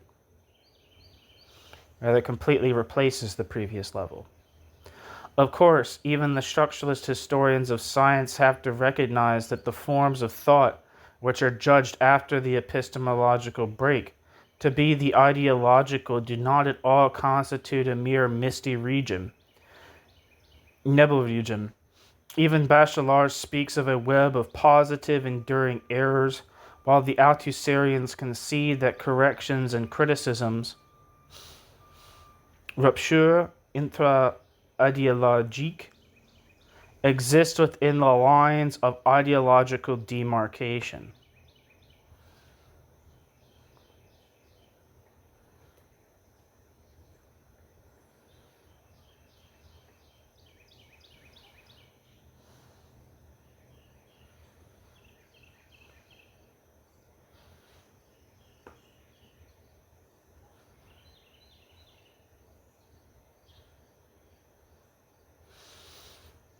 Further, they admit with the great extent to which the primarily philosophical ideologies that precede science prepare science's ground.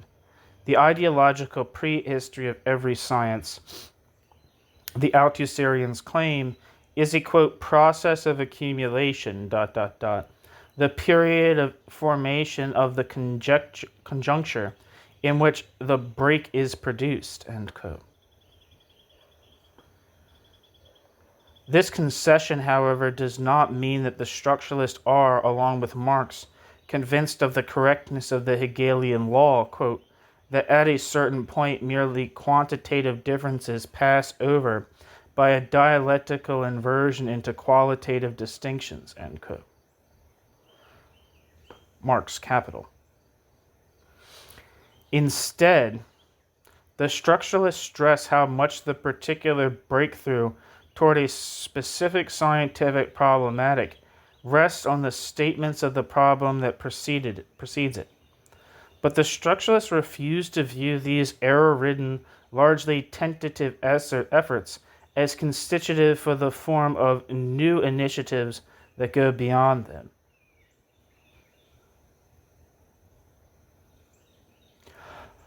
On the other hand, Hegel's concept of the, quote, nodal line of measure relations, end quote, which entered into dialectical materialism, presupposes that, quote, progressive gradualness, end quote, and explosive transition, quote, from a quantitative into a qualitative alteration, end quote, form a contradiction.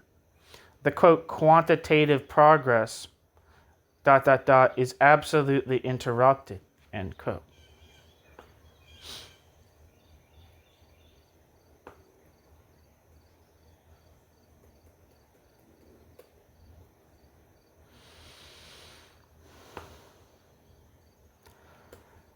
Come on, man.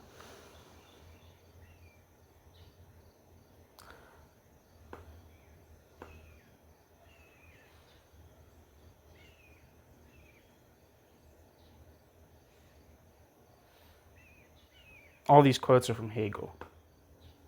Sorry, I'm trying to find these citations, but for some reason, you ever been a PDF and it's like scrolling through it for some reason it's just not smooth. It's just like glitchy and jumpy, and you press it down a bunch of times and it jumps like, never mind.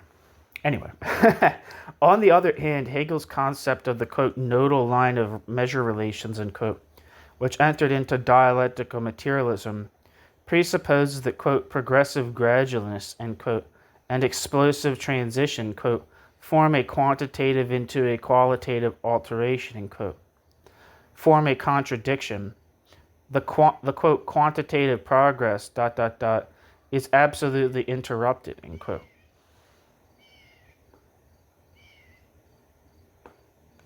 Without thereby setting aside the general unity of the movement, that is, of the, quote, substrate with itself, end quote. For Hegel, just the opposite is the case. Hegel emphasizes how mistaken it is to conceive of the emergence of new qualities as if this process could be traced back to a general notion of emergence and decline.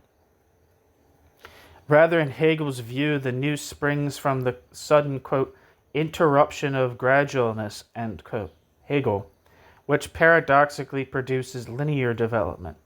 As Hegel said, quote, the substrate continues itself into this differentiation, end quote. Hegel, Science of Logic. Continuity and discontinuity, Hegel prefers the term discretion, form a dialectical unity insofar as neither continuity or discontinuity, continuity as little as discretion, can claim truth. Sorry, let me repeat that. Continuity and discontinuity, Hegel prefers the term discretion, form a dialectical unity insofar as continuity and discretion, continuity as little as discretion, can claim truth when taken separately. Both continuity and discretion, moments of quantity, have meanings that reciprocally refer to one another. In Hegel's words, quote, continuity is only coherent compact unity as unity of the discrete. End quote.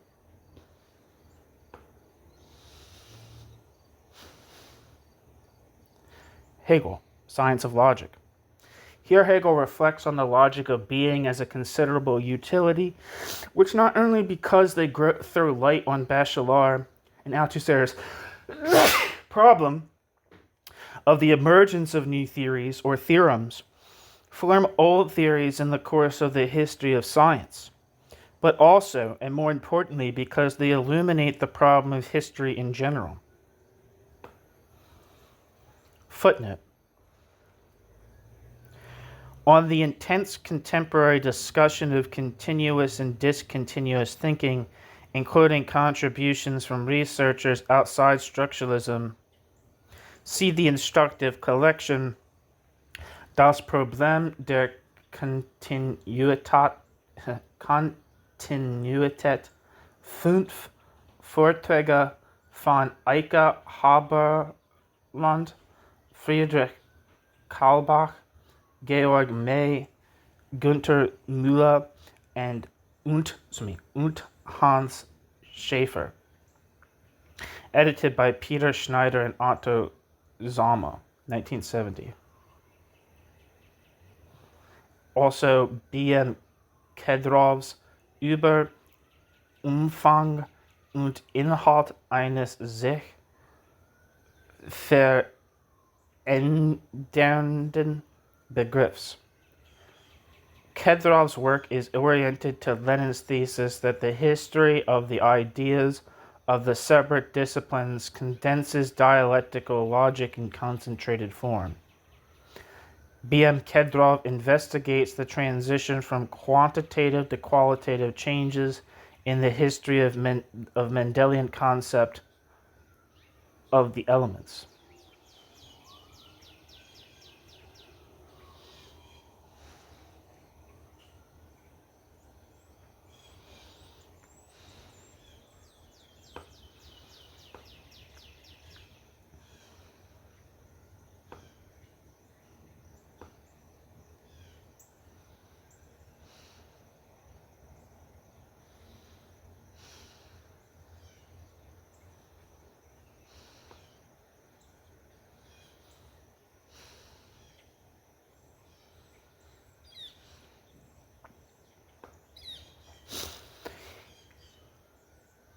Here Hegel's reflections on the logic of being are of considerable utility, not only because Hegel's reflections on the logic of being throw light on Bachelard and Althusser's problem of the emergence of new theories or theorems from old theories in the course of history of science, but also, and more importantly, because they illuminate the problem of history in general.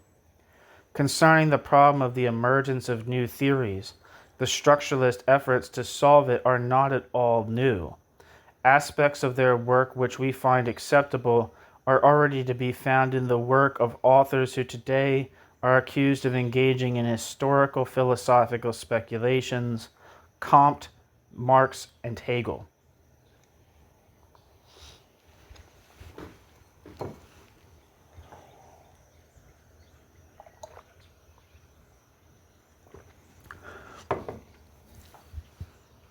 New section.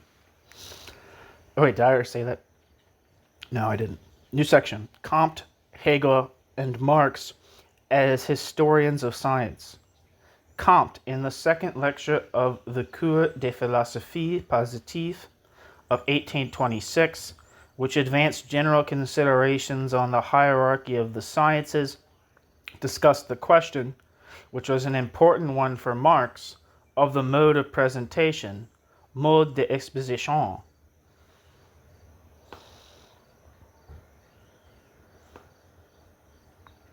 Comte maintained that every science can be presented according to two essentially different modes, and that all further efforts amount to their mere combination. These two modes were, Comte claimed, the historical and the dogmatic form of presentation, Darstellungsweise. The former, La Marche historique presents its findings sequentially, that is, as closely as possible in accordance with their actual occurrences in the human spirit. The latter, La Marche dogmatique, develops a system of ideas which can be conceptualized today by the individual scholar striving to represent science from an appropriate standpoint as a differentiated whole. The research of every newly emergent science begins with the historical method. The historical method's didactics must be confined to treating different works in the chronological sequence in which they made their contribution to scientific progress. By contrast, the dogmatic procedure is one that is little concerned with chronology. The dogmatic procedure assumes that particular works are already woven into a general system, and that these particular works can only be presented in a logical order. Comte called it a, quote, more natural, end quote, order in the context of this system. Such presentation, in turn, requires a high level of development of the discipline in question. The more differentiated a science is, the less that science can be historically depicted. Those occupied with it would have to go through an immense chain of intermediate links. This is not the case with the dogmatic method. In Comte's view, it increasingly recommends itself because new theoretical conceptions arise that are able to present previous discoveries under more direct viewpoints. Thus, Comte spoke of a, quote, permanent tendency of the human spirit concerning the exposition of consciousness to increasingly substitute the dogmatic order for the historical order. Only the former is able to arrive at a perfect state of our intelligence, end quote.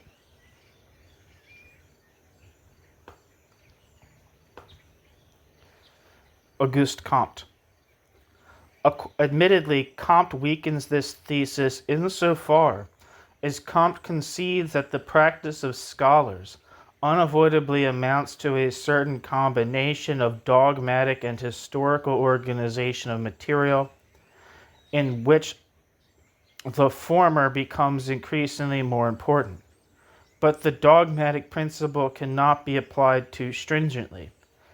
The dogmatic principle calls for a logical, constructive revision of received knowledge, which can hardly be performed on its most recent stage. Moreover, Comte sees that the dogmatic form of presentation exhibits a defect when it anti-philosophically and abruptly separates the finished results from the process through which they came about.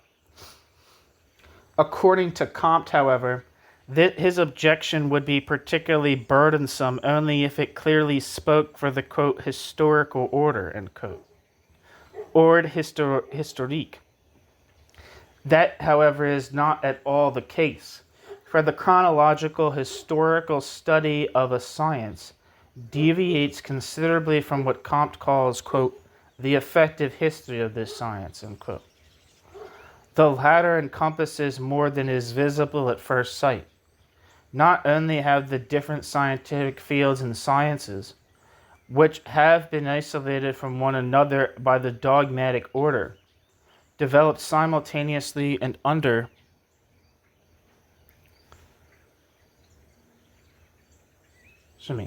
where the hell am I? Not only have the different scientific fields and sciences, which have been isolated from one another by the dogmatic order, developed simultaneously and under reciprocal influence, but the evolution of the human spirit is also closely bound up with the evolution of society. Therefore, Comte stresses the necessity of studying the history of science in the general context of the history of humanity and its, quote, social organization, end quote. Comte. From this point of view, the documents which have been heretofore collected on the history of mathematics, astronomy, and medicine could count only as dead material, end quote. Sorry, that's not end quote. Sorry, footnote. There's no footnote. Sorry. I fucked that last sentence up. Let me repeat it. From this point of view, the documents which have been heretofore collected on the history of mathematics, astronomy, and medicine could count only as dead material. Comte is sharply critical of the supposedly historical form of presentation, which itself adheres to something hypothetical and abstract when it is strictly followed. The history of science remains a fact isolated from the social life process, when in reality it forms its most important moment. Therefore, Comte stresses the importance of conceiving a history of science that is both richer in content and sociologically grounded.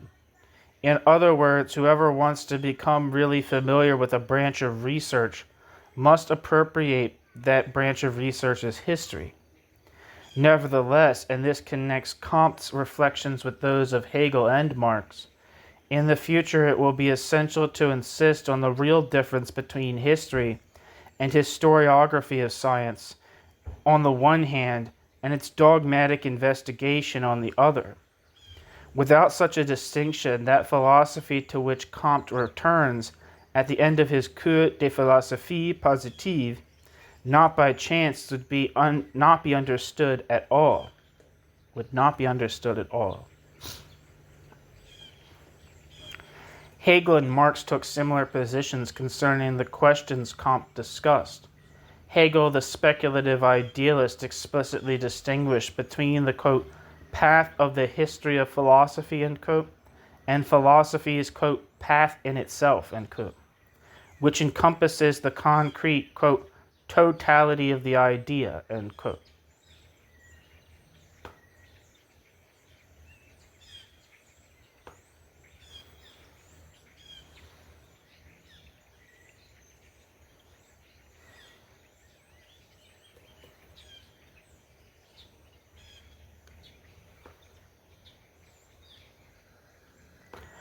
That quote is from, both the quotes in that sentence were from Hegel, Lectures on the Philosophy of History. Knowledge of the concrete, quote, totality of the idea, end quote, is served by the study of the history of philosophy, which Hegel had placed on more solid ground, but once formed it moves in its own medium and burns the bridges behind it. Just as stringently, Marx, the critic of political economy, keeps a political economy's history and system separate from one another. The, quote, form of presentation, end quote, Darstellungsweise, is based on the, quote, form of inquiry, end quote, Forschungsweise, but is, quote, formally, end quote, distinct from it. Marx Capital.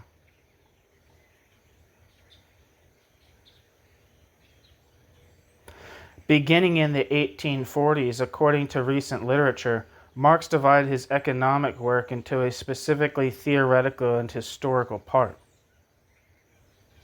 Footnote.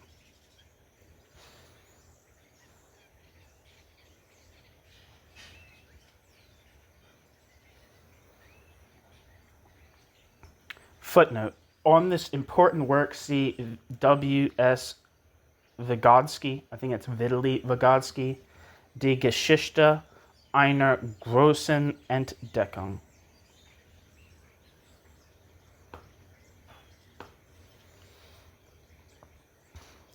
From the outset,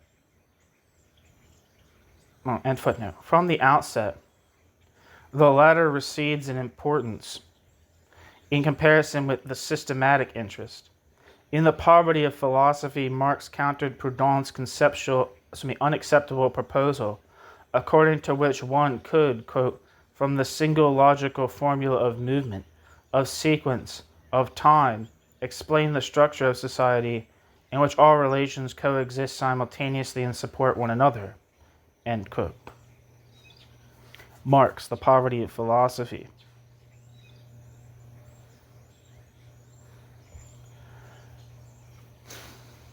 And in the introduction to the Critique of Political Economy of 1857, which the structuralist authors regard as Marxist discours de la méthode, discours de la méthode, I don't know. Marx wrote, quote, "It would therefore be unfeasible and wrong to let the economic categories follow one another in the same sequence as that in which they were historically decisive. Their sequence is determined rather by their relation to one another in modern bourgeois society, which is precisely the opposite of that which seems to be their natural order or which corresponds to historical development. The point is not the historic position of the economic relations in the succession of different forms of society. Even less is it their sequence, quote, in the idea, end quote, pardon, a muddy notion of historic movement. Rather their order within modern bourgeois society, end quote." Marx, Grundrisse. We should also recall that Marx, the historian of science, was too much of a dialectician to place blind faith in the historical course of the sciences. As political economy, in particular, demonstrates, the real starting point is reached only, quote, through a multitude of contradictory moves, ... Science, unlike other architects, builds not only castles in the air, but may construct separate habitable stories of the building before laying the foundation stone. End quote. Marx, Contribution to the Critique of Political Economy. To be sure, it is only with the help of the history of economic scholarship, as incorporating real history, that the, quote, system of bourgeois economy, end quote, that Marx investigated can be constructed. But the, quote, presenting, end quote, darstellende logic of its structure does not in any sense coincide with the historical process that furnishes, quote, mode of inquiry, end quote, with empirical materials. Not only the 3 volumes of Theories of Surplus Value, but Marx's Capital as well, testify to the intensity with which Marx studied historical sources of theory. The footnote apparatus, especially in Volume 1 of Capital, contains a record of the residues of these studies. The results disappeared into Marx's system as the work of a tailor disappears into a finished coat. New section. Structuralist History of Science and Philosophy of History. It is the history of the natural sciences that most clearly shows how little the content of narrative history accords with that of its logically ordered, systematized content.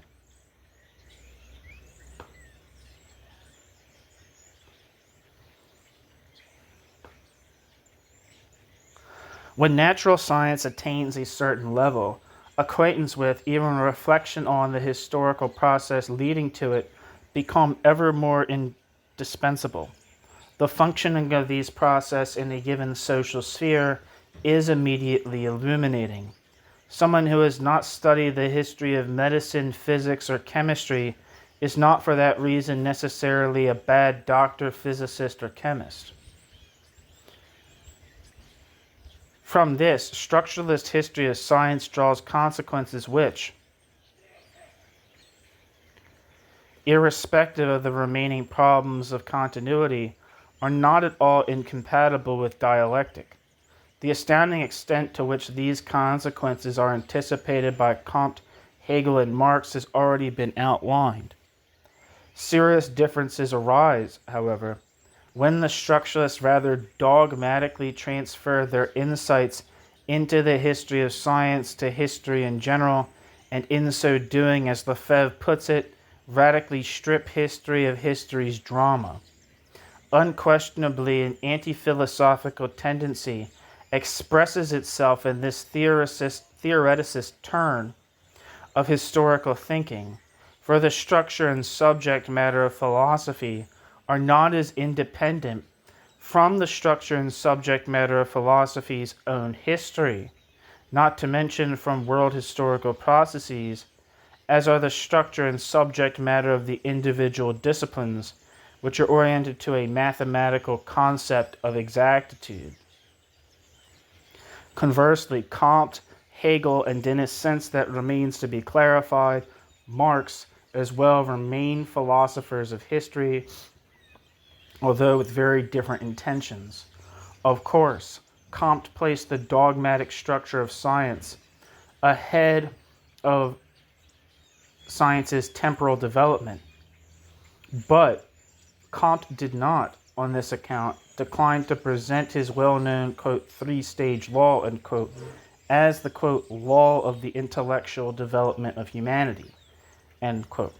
For Comte, this law is the unity-producing subject of history to which all theoretical and practical efforts refer.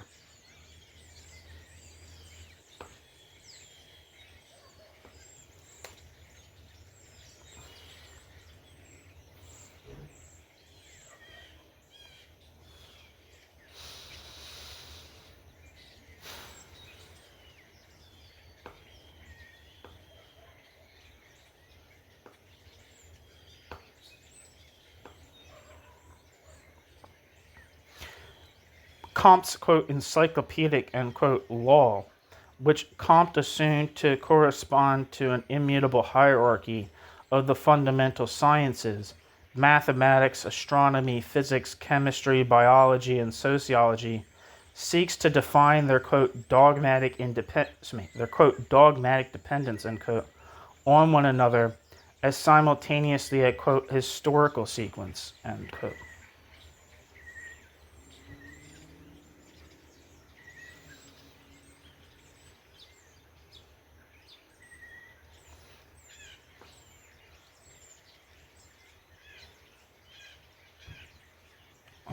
The quote is Comte. There's a footnote that I missed.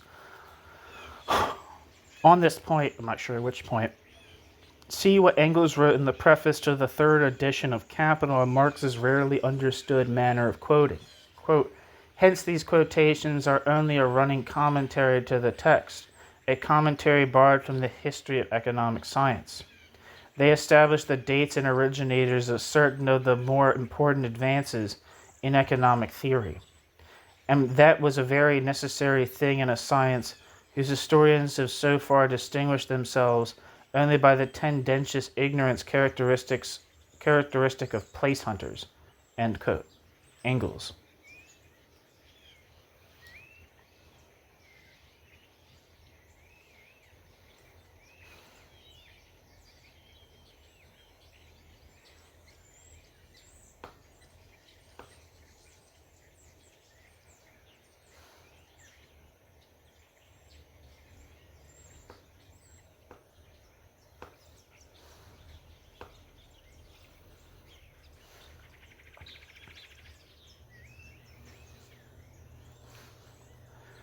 In so doing, Comte is eager to demonstrate an almost unnoticed continuity in the, quote, history of the positive spirit, end quote, one which, quote, moves from the simplest mathematical ideas to the highest social thinking, end quote. Comte. Since the encyclopedic principle also serves to establish rational divisions within each basic science, the dogmatic stages and historical phases can approximate one another as closely as is required by the exactitude of comparison or the smooth transition from one to the other. That Hegel, the speculative systematic thinker, was in his manner of posing questions no less important as a theorist of history and historian, and as such has stamped modern consciousness, are assertions that do not require further elaboration.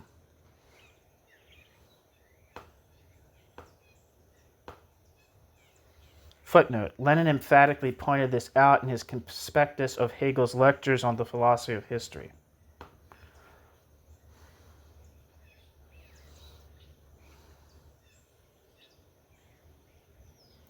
What does need to be emphasized, sorry, I spaced out. That Hegel, the speculative systematic thinker, was, in his manner of posing questions, no less important as a theorist of history and historian, and as such has stamped modern consciousness, are assertions that do not require further elaboration.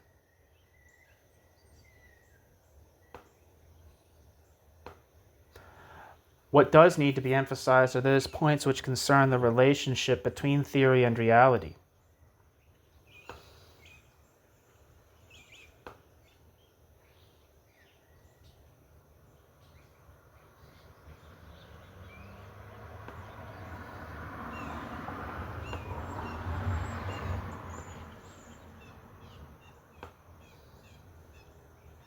Contrary to specific superficial critique, the quote, standpoint of reason in world history, end quote, does not exhaust itself in an a priori constructions which do violence to the material. Hegel stresses how little, quote, the wish for rational insight and for knowledge, not merely for a heap of facts, end quote, can be satisfied by fabricated concepts.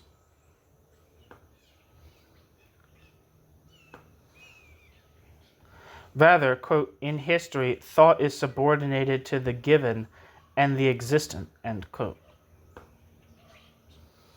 Hegel, The Philosophy of History.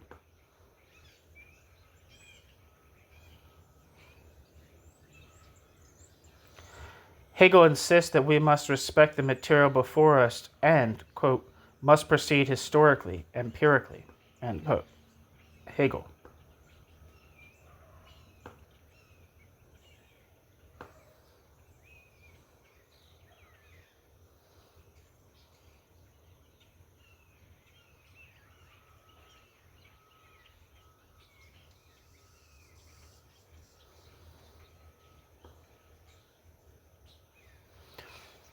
Nevertheless, and this is proper to a comprehending science which distinguishes the sensuous surface of facts from their true content, quote, reason presents a content which does not simply stand on the same line with that which has taken place in general, end quote.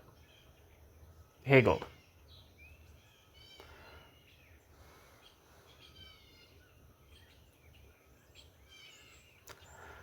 Constructed and empirical history diverge from one another for epistemological reasons.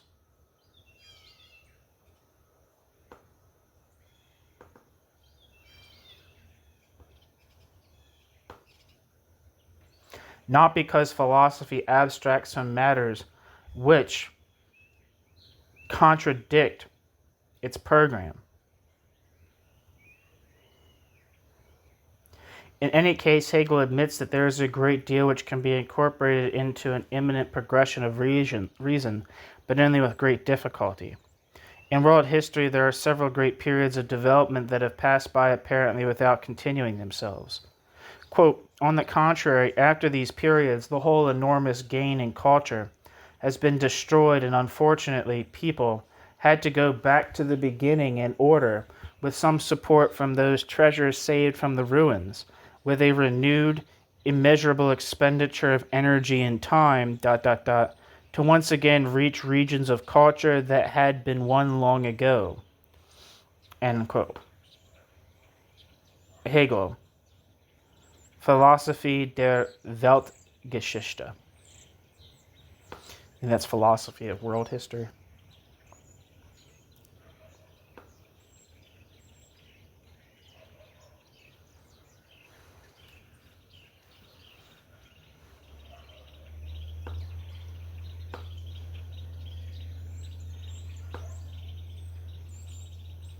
Second.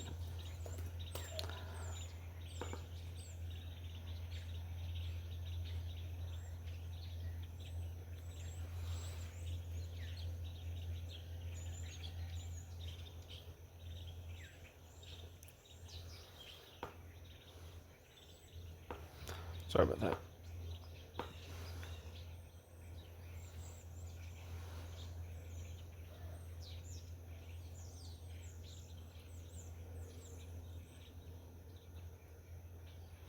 Sorry, let me repeat that last quote. Quote, on the contrary, after these periods, the whole enormous gain in culture has been destroyed, and unfortunately people had to go back to the beginning in order, with some support from those treasures saved from the ruins, with a renewed, immeasurable expenditure of energy and time, to once again reach regions of culture that had been won long ago, end quote. Hegel. Of course, this shows the questionable idealism of Hegel's method. Hegel immediately retreats from this subjective insight by attributing it to inappropriate thinking. Continuing in the Philosophie der Weltgeschichte, philosophy of world history, Hegel writes that whoever adheres to a, quote, formal principle of development in general, end quote, possesses no certain criteria and fails to see that, quote, development, is not a mere emergence without harm and conflict, as is that of organic life. Rather, development is hard, unwilling labor against itself, the bringing forth of a goal from particular content. We have established this goal from the beginning.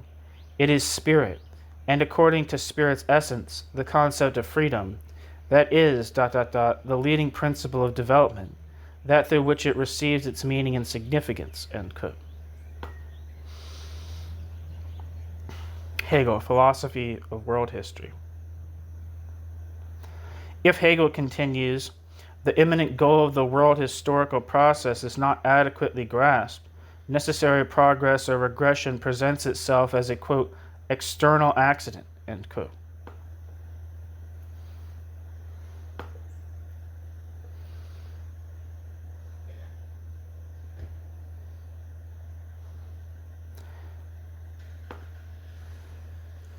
Certainly, Hegel succeeds in subjecting the historical process to a unified approach. A unified approach for which, in accordance with bourgeois economy, the accidental appearance is an objective expression of deeper laws. But this success comes at a high price.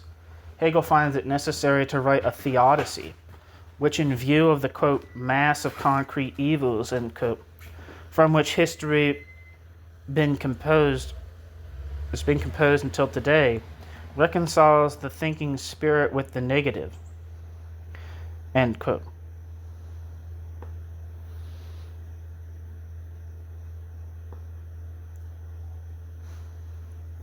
Hegel, Philosophy of World History.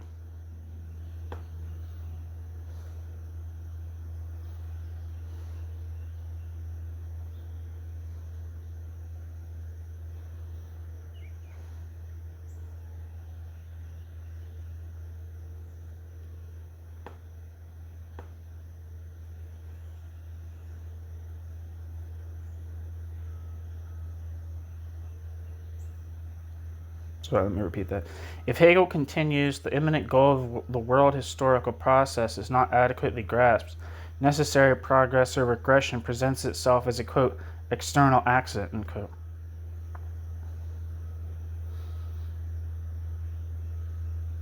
Certainly, Hegel succeeds in subjecting the historical process to a unified approach, one for which, in accordance with bourgeois economy, the accidental appearance is an objective expression of deeper laws.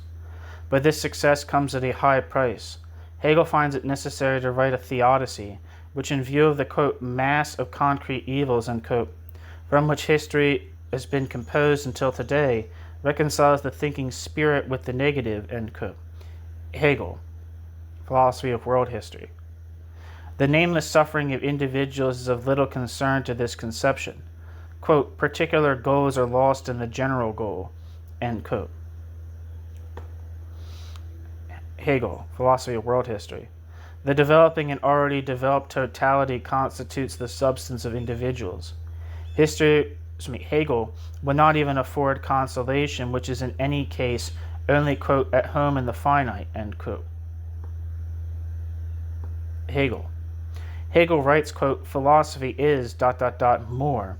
Philosophy reconciles and transfigures the real, which appears unjust, to the rational, shows it to be grounded in the idea itself, and that with which reason should be content. For reason is a manifestation of God, end quote.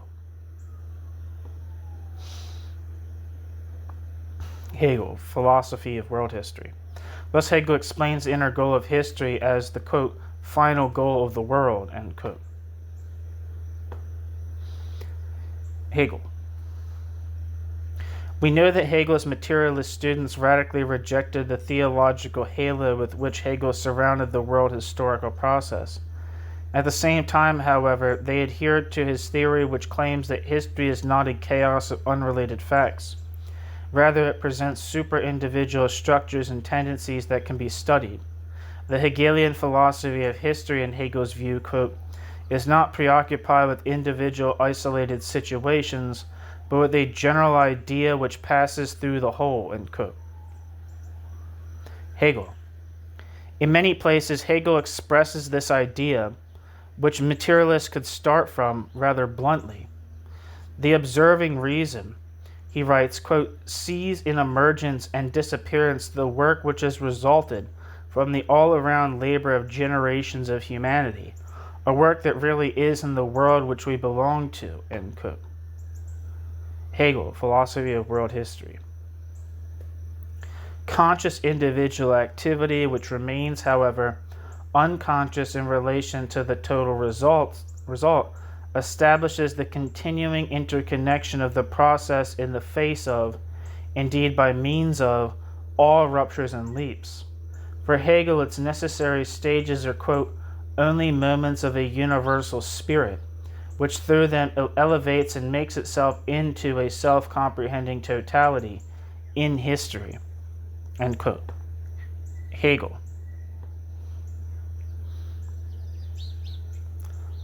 Philosophy of World History.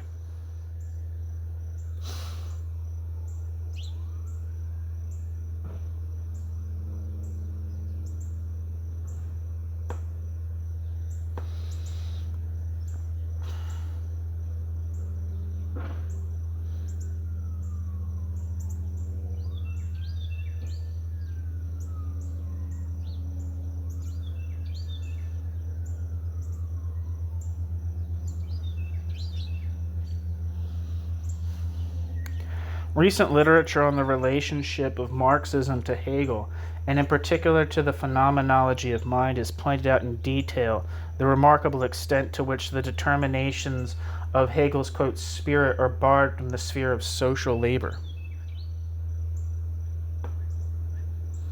Footnote, Hegel writes, quote, spirit is essentially the result of spirit's activity. Spirit's activity is the transcendence of immediacy, the negation of immediacy and return into itself. End quote. Hegel. Philosophy of World History.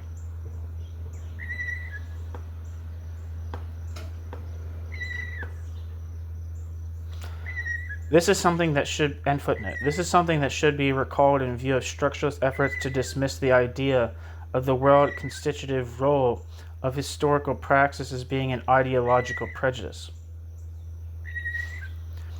As for Marx and Marxist students, they present considerably more difficult problems than do Comte or Hegel, problems arising from a curious double criticism. On the one hand, the critics of political economy can pass for, quote, structuralists, end quote, avant la lettre of the day.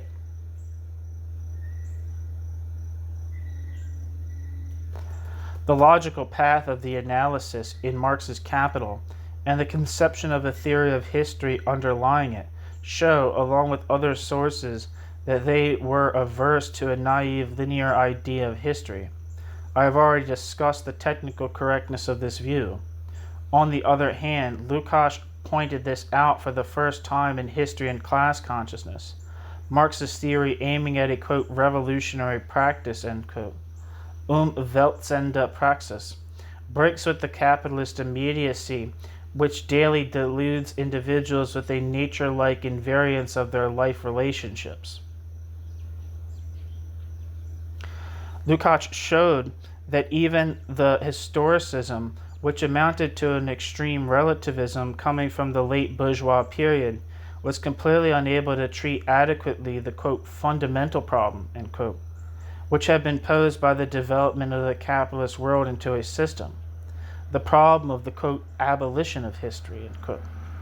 In Lukács' words, quote, the unexplained and inexplicable facticity of bourgeois existence, as it is here and now, acquires the patina of an eternal law of nature, or a cultural value enduring for all time." End quote. Lukács. History and Class Consciousness. Footnote. Already in The Poverty of Philosophy, Marx criticized this hostility to history in bourgeois social science. Quote, "When the economist says that present-day relations, the relations of bourgeois production, are natural, they imply that these are the relations in which wealth is created and productive forces developed in conformity with the laws of nature. These relations, therefore, are themselves natural laws, independent of the influence of time. They are eternal laws which must always govern society. Thus there has been history, but there is no longer any history. There has been history since there were the institutions of feudalism, and in these institutions of feudalism we find quite different relations of production from those of bourgeois society, which the economists try to pass off as natural and as such eternal." End quote. Marx, The Poverty of Philosophy. It is noteworthy that in Capital, Marx comes back to precisely these considerations, now, however, within an accomplished analysis of the commodity. Now Marx derives the anti-historical character of bourgeois economic, as well as everyday thinking, from a social formation in which, quote, "the process of production has mastery over individuals and man," end quote. As a unified self-conscious species subject, quote, "has not yet mastered the process of production," end quote. Marx, Capital. Seen in this light, the unhistorical thinking is the inability to analyze the existing condition from the perspective of its future mastery through solidary acting individuals.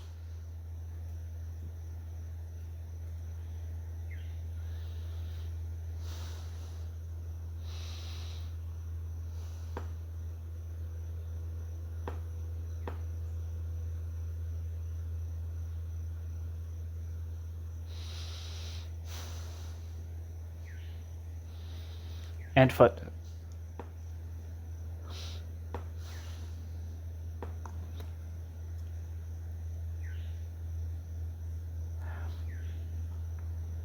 Lukács added that, quote, "the unhistorical and anti-historical character of bourgeois thought," end quote, manifests itself most strikingly, quote, "when we consider the problem of the present as a historical problem," end quote. Lukács. History and Class Consciousness. Lukács' famous early work succeeded, irrespective of all the contemporary criticism of its, quote, "catastrophe theory," end quote, of history, in tolerating the contradiction between system and historical process. Consequently, in History and Class Consciousness, no unbridgeable chasm developed between diachronic and synchronic approaches, while the economic categories express real moments and levels of historical movement. The economic categories' immanent connections constitute the quote, "structural components of the present," end quote. Lukács. History and Class Consciousness. Lukács, unlike the abstract, quote, "theory of the historical," end quote, in contemporary France, which is oriented to the model of structuralist history of science, was preoccupied with the question, still contemporaneous, of structure transforming praxis. In this question, living individuals and their destiny remain the order of the day. The fact that people are subsumed under oppressive structures does not mean that theory must resign theory's self merely to expressing this situation as precisely as possible. The, quote, "subjectlessness," end quote, Subjektlosigkeit of the whole is a theme of its critique, not an incontestable norm. It is this claim which distinguishes Lukács from contemporary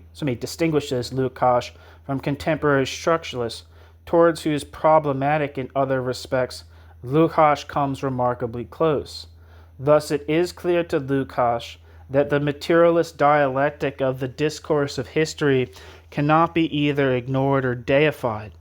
Its categories constitute, quote, neither a purely logical sequence, nor are they organized merely in accordance with the facts of history, end quote. Lukács. Here Lukács has in mind Marx's insight, one which Althusser also repeatedly stresses, that the succession of and connection between categories are determined by, quote, their mutual relation in modern bourgeois society. And this is quite the reverse of what is in accordance with the sequence of historical development, end quote.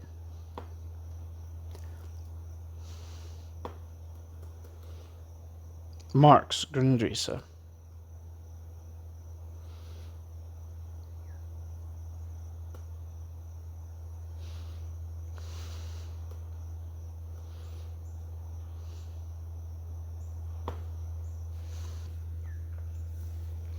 On the basis of Marx's insight, Lukács, of course, does not draw out any anti-historical consequences, that is, consequences directed against constitutive subjectivity.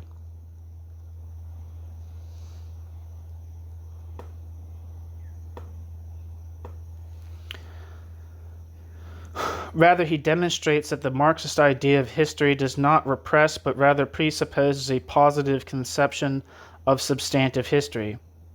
It's essential to it, quote, that the world which confronts man in theory and practice exhibits a kind of objectivity, which, if properly thought out and understood, need never stick fast in an immediacy similar to that of forms found earlier on.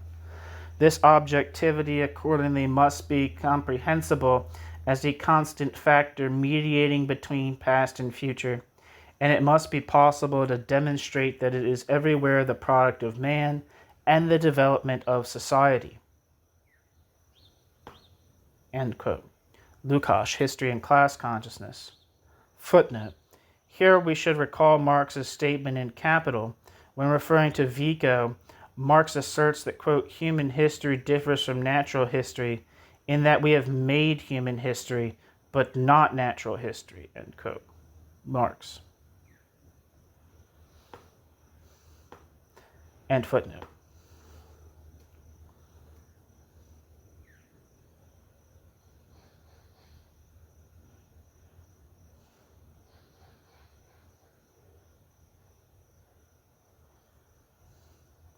For Marx, the methodologically established priority of the investigation of completed structures over research into their concrete development does not mean that the continuity of historical processes is irrelevant in the construction of theory. One can agree with Godelier when Godelier emphasizes that Marx, in Capital, breaks away from every, quote, empiricist abbreviated writing of history, end quote. Maurice Godelier. The quote, historical genetic analysis of a structure, end quote, Godelier, always presupposes a theory of the structure in question. It is only such analysis that uncovers the foundation which has led to the appearance of the inner elements of the structure and has placed these inner elements of the structure in relation to one another, end quote. Maurice Godelier. Footnote. See also page 18, where Godelier once again develops these ideas and thus unfolds the main viewpoint of Godelier's structuralist exegesis of Marx. Quote, the object of economic theory is to exhibit functions and those functions order in this or that structure and to determine the categories which follow from this structure, and to connect them to one another in a kind of logical ideal genesis. But this genesis is not the actual history of formation. It cannot be a substitute for it. Further, economic theory, without coinciding with the history of the economy, supplies the guiding threads of the analysis of the latter.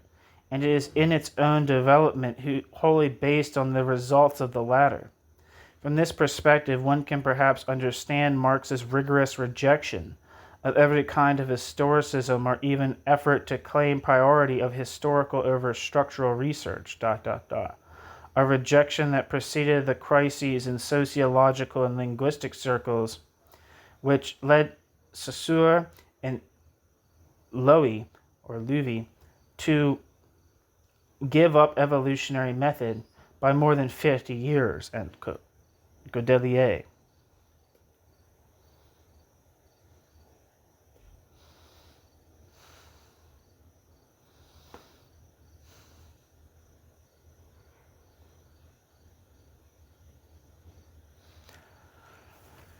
End footnote. Nevertheless, such a project contains within this project's self the danger, avoided by Marx, of becoming ideological.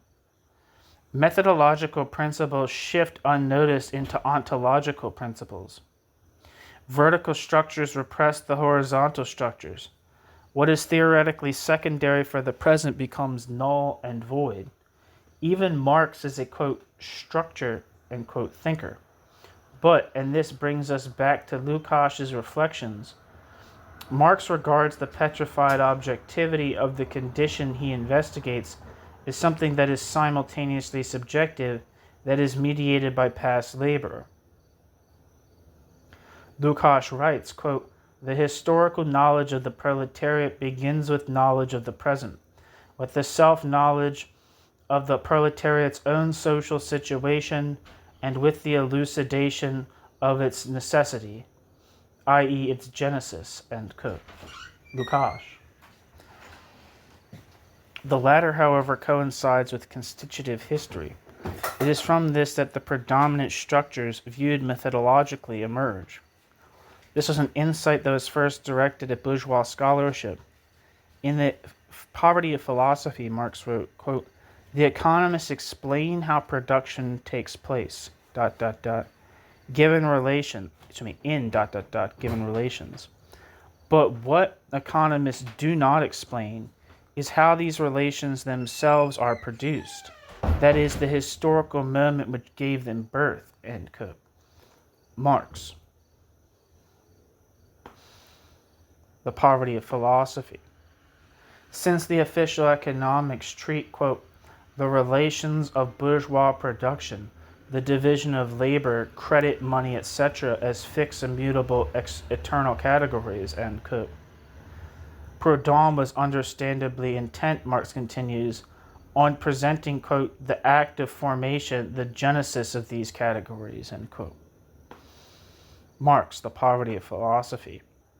Marx then points out that Proudhon is totally unable to grasp the negative unity of the categorial, logical, and historical. Soon,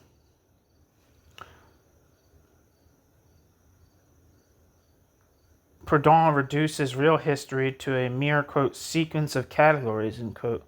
And soon after that, Proudhon believes that, quote, "real history according to the order in time," end quote. Marx. Immediately provides the canon for the sequence of ideas, categories, and principles. In Marx's view, Proudhon does not succeed in explaining the historical process with either approach. By contrast, Marx understands that the problematic of the relation of principles to history can be approached only through material studies. When Marx writes, we pose the question, quote, "why a particular principle was manifested in the 11th or in the 18th century rather than in any other. We are necessarily forced to examine minutely what men were like in the 11th century, what men were like in the 18th, what were their respective needs, their productive forces, their mode of production, the raw materials of their production. In short, what were the relations between man and man which resulted from all these conditions of existence? To get to the bottom of all these questions, what is this but to draw up the real profane history of men in every century and to present these men as both the authors and the actors of their own drama. But the moment you present men as the actors and authors of their own history, you arrive, by a detour, at the real starting point, because you have abandoned those eternal principles of which you spoke at the outset." End quote. Marx, The Poverty of Philosophy. The, quote, "real starting point," end quote, of science. Marx's political economic works of the 1850s take up the term again, is not identical with its cognitive starting point. The dialectic in the work of the mature Marx can be characterized by a negative unity of structural and historical method, but it would be naive to believe that one can find comfort in the Hegelian formula. It requires further discussion, especially of the all too easily overlooked, quote, "negativity," end quote, of such a unity. It is especially those schooled in the dialectic who will often be satisfied with unmediated and therefore only, quote, "abstract correctness," and to explain that the point is not to neglect the aspects of development and history for the sake of the aspects of structure and analysis, and vice versa. The stringent structuralists have performed a service in showing that such formulations do not settle the most delicate questions. The task of Marxist theorists today consists in determinately negating the structuralist negation of history. This is something that is easier said than done. The mere restoration of an eschatological philosophy of history would remain unconvincing. New section, summary. In view of the considerable difficulties that surface today in the discussion of the theme of history and structure, it may be useful once again to recapitulate briefly the stages of the path traversed in this book. We started out from the undisputed fact, according to both adherents and opponents of structuralism, that in Marx's Capital, Marx used a method that was simultaneously structural analytic as well as historical genetic.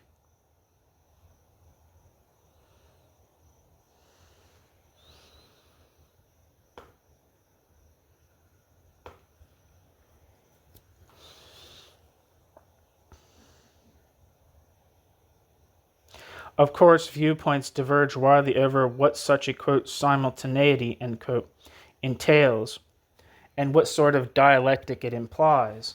If only in the form of theses, I will follow up on the effort which I have undertaken in order to contribute to a clarification of the question. Marx characterizes the science founded by Engels and himself as, quote, "the conscious product of historical movement," end quote, which does not at all mean that knowledge coincides with the historiography of knowledge's object, or that knowledge merely chronologically traces its object's historical process. If Marx and Engels' theory was often understood in this way, the authors were not entirely blameless, for in struggling against Hegel's timeless ontology, they accentuated material history. They did so with good reason. In their view, the point was to demonstrate both the coming to be, Gewordenheit, and the transitoriness of the bourgeois relations of production. However, in Marx's Capital, this demonstration took place as, quote, "constructed," end quote, rather than, quote, "narrative," end quote, history. Once it comes into existence, the capitalist system forms a stable structure extending over a long period of time. The investigator of its immanent laws does not need to enter into their historical origin. More precisely, he would be unable to do so as long as the essence of capital is not conceptualized. Consequently, one can speak of the, quote, "cognitive primacy of the logical over the historical," end quote, without in the least having to abandon the materialist basis. The objective unity and difference between the history and system of capitalism is reflected subjectively in the unity and difference between, quote, "mode of inquiry," end quote, Forschungsweise, and, quote, "mode of presentation," end quote, Darstellungsweise. Concerning the latter, I have investigated different aspects of the issue. I have referred to Marx's second Hegel reception and have tried to demonstrate what a constitutive as well as critical role Hegel's concept of system plays in the construction of Marx's economics. What is decisive is what Hegel, anticipating Marx, said concerning the complex connection of the, quote, history of philosophy, end quote, to philosophy's, quote, course in itself, end quote. Gang in sich. Against the background of these reflections on the Hegelian heritage of Marx's Capital, this book has investigated the Marx interpretation of the Althusser school and of Gramsci, interpretations which are instructive because they are in such glaring contradiction to one another. While Gramsci's, quote, absolute historicism, end quote, or, quote, humanism of history, end quote, identifies the theoretical process with the real course of history and with historiography and practical politics, the Parisians consider Marx's doctrine as a, quote, pure theory, averse to any substantive idea of history and to humanism. What is important in Gramsci are Gramsci's general reflections on the scientific theoretical status of Marx's theory, and his more particular thoughts on the interconnection between historical materialism and the critique of political economy. Althusser's reassessment of Marx is useful insofar as Althusser, after the cult of the, quote, young Marx, end quote, energetically points to the philosophical content of Capital, which, to be sure, Althusser interprets in a Spinozistic rationalist manner. However, Althusser supposes the anti-Hegelian insistence on the non-identity of the structural and chronological succession of categories does not merit a great deal of attention.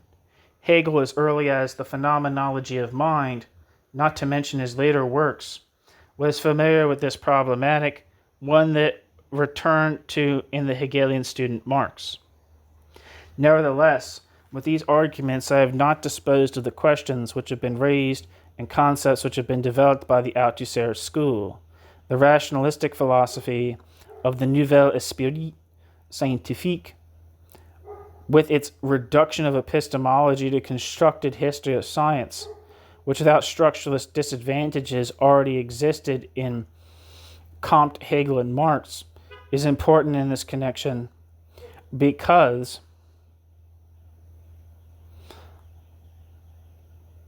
the rationalistic philosophy of the Nouvel Esprit Scientifique constitutes an essential model of structural historical thinking in general.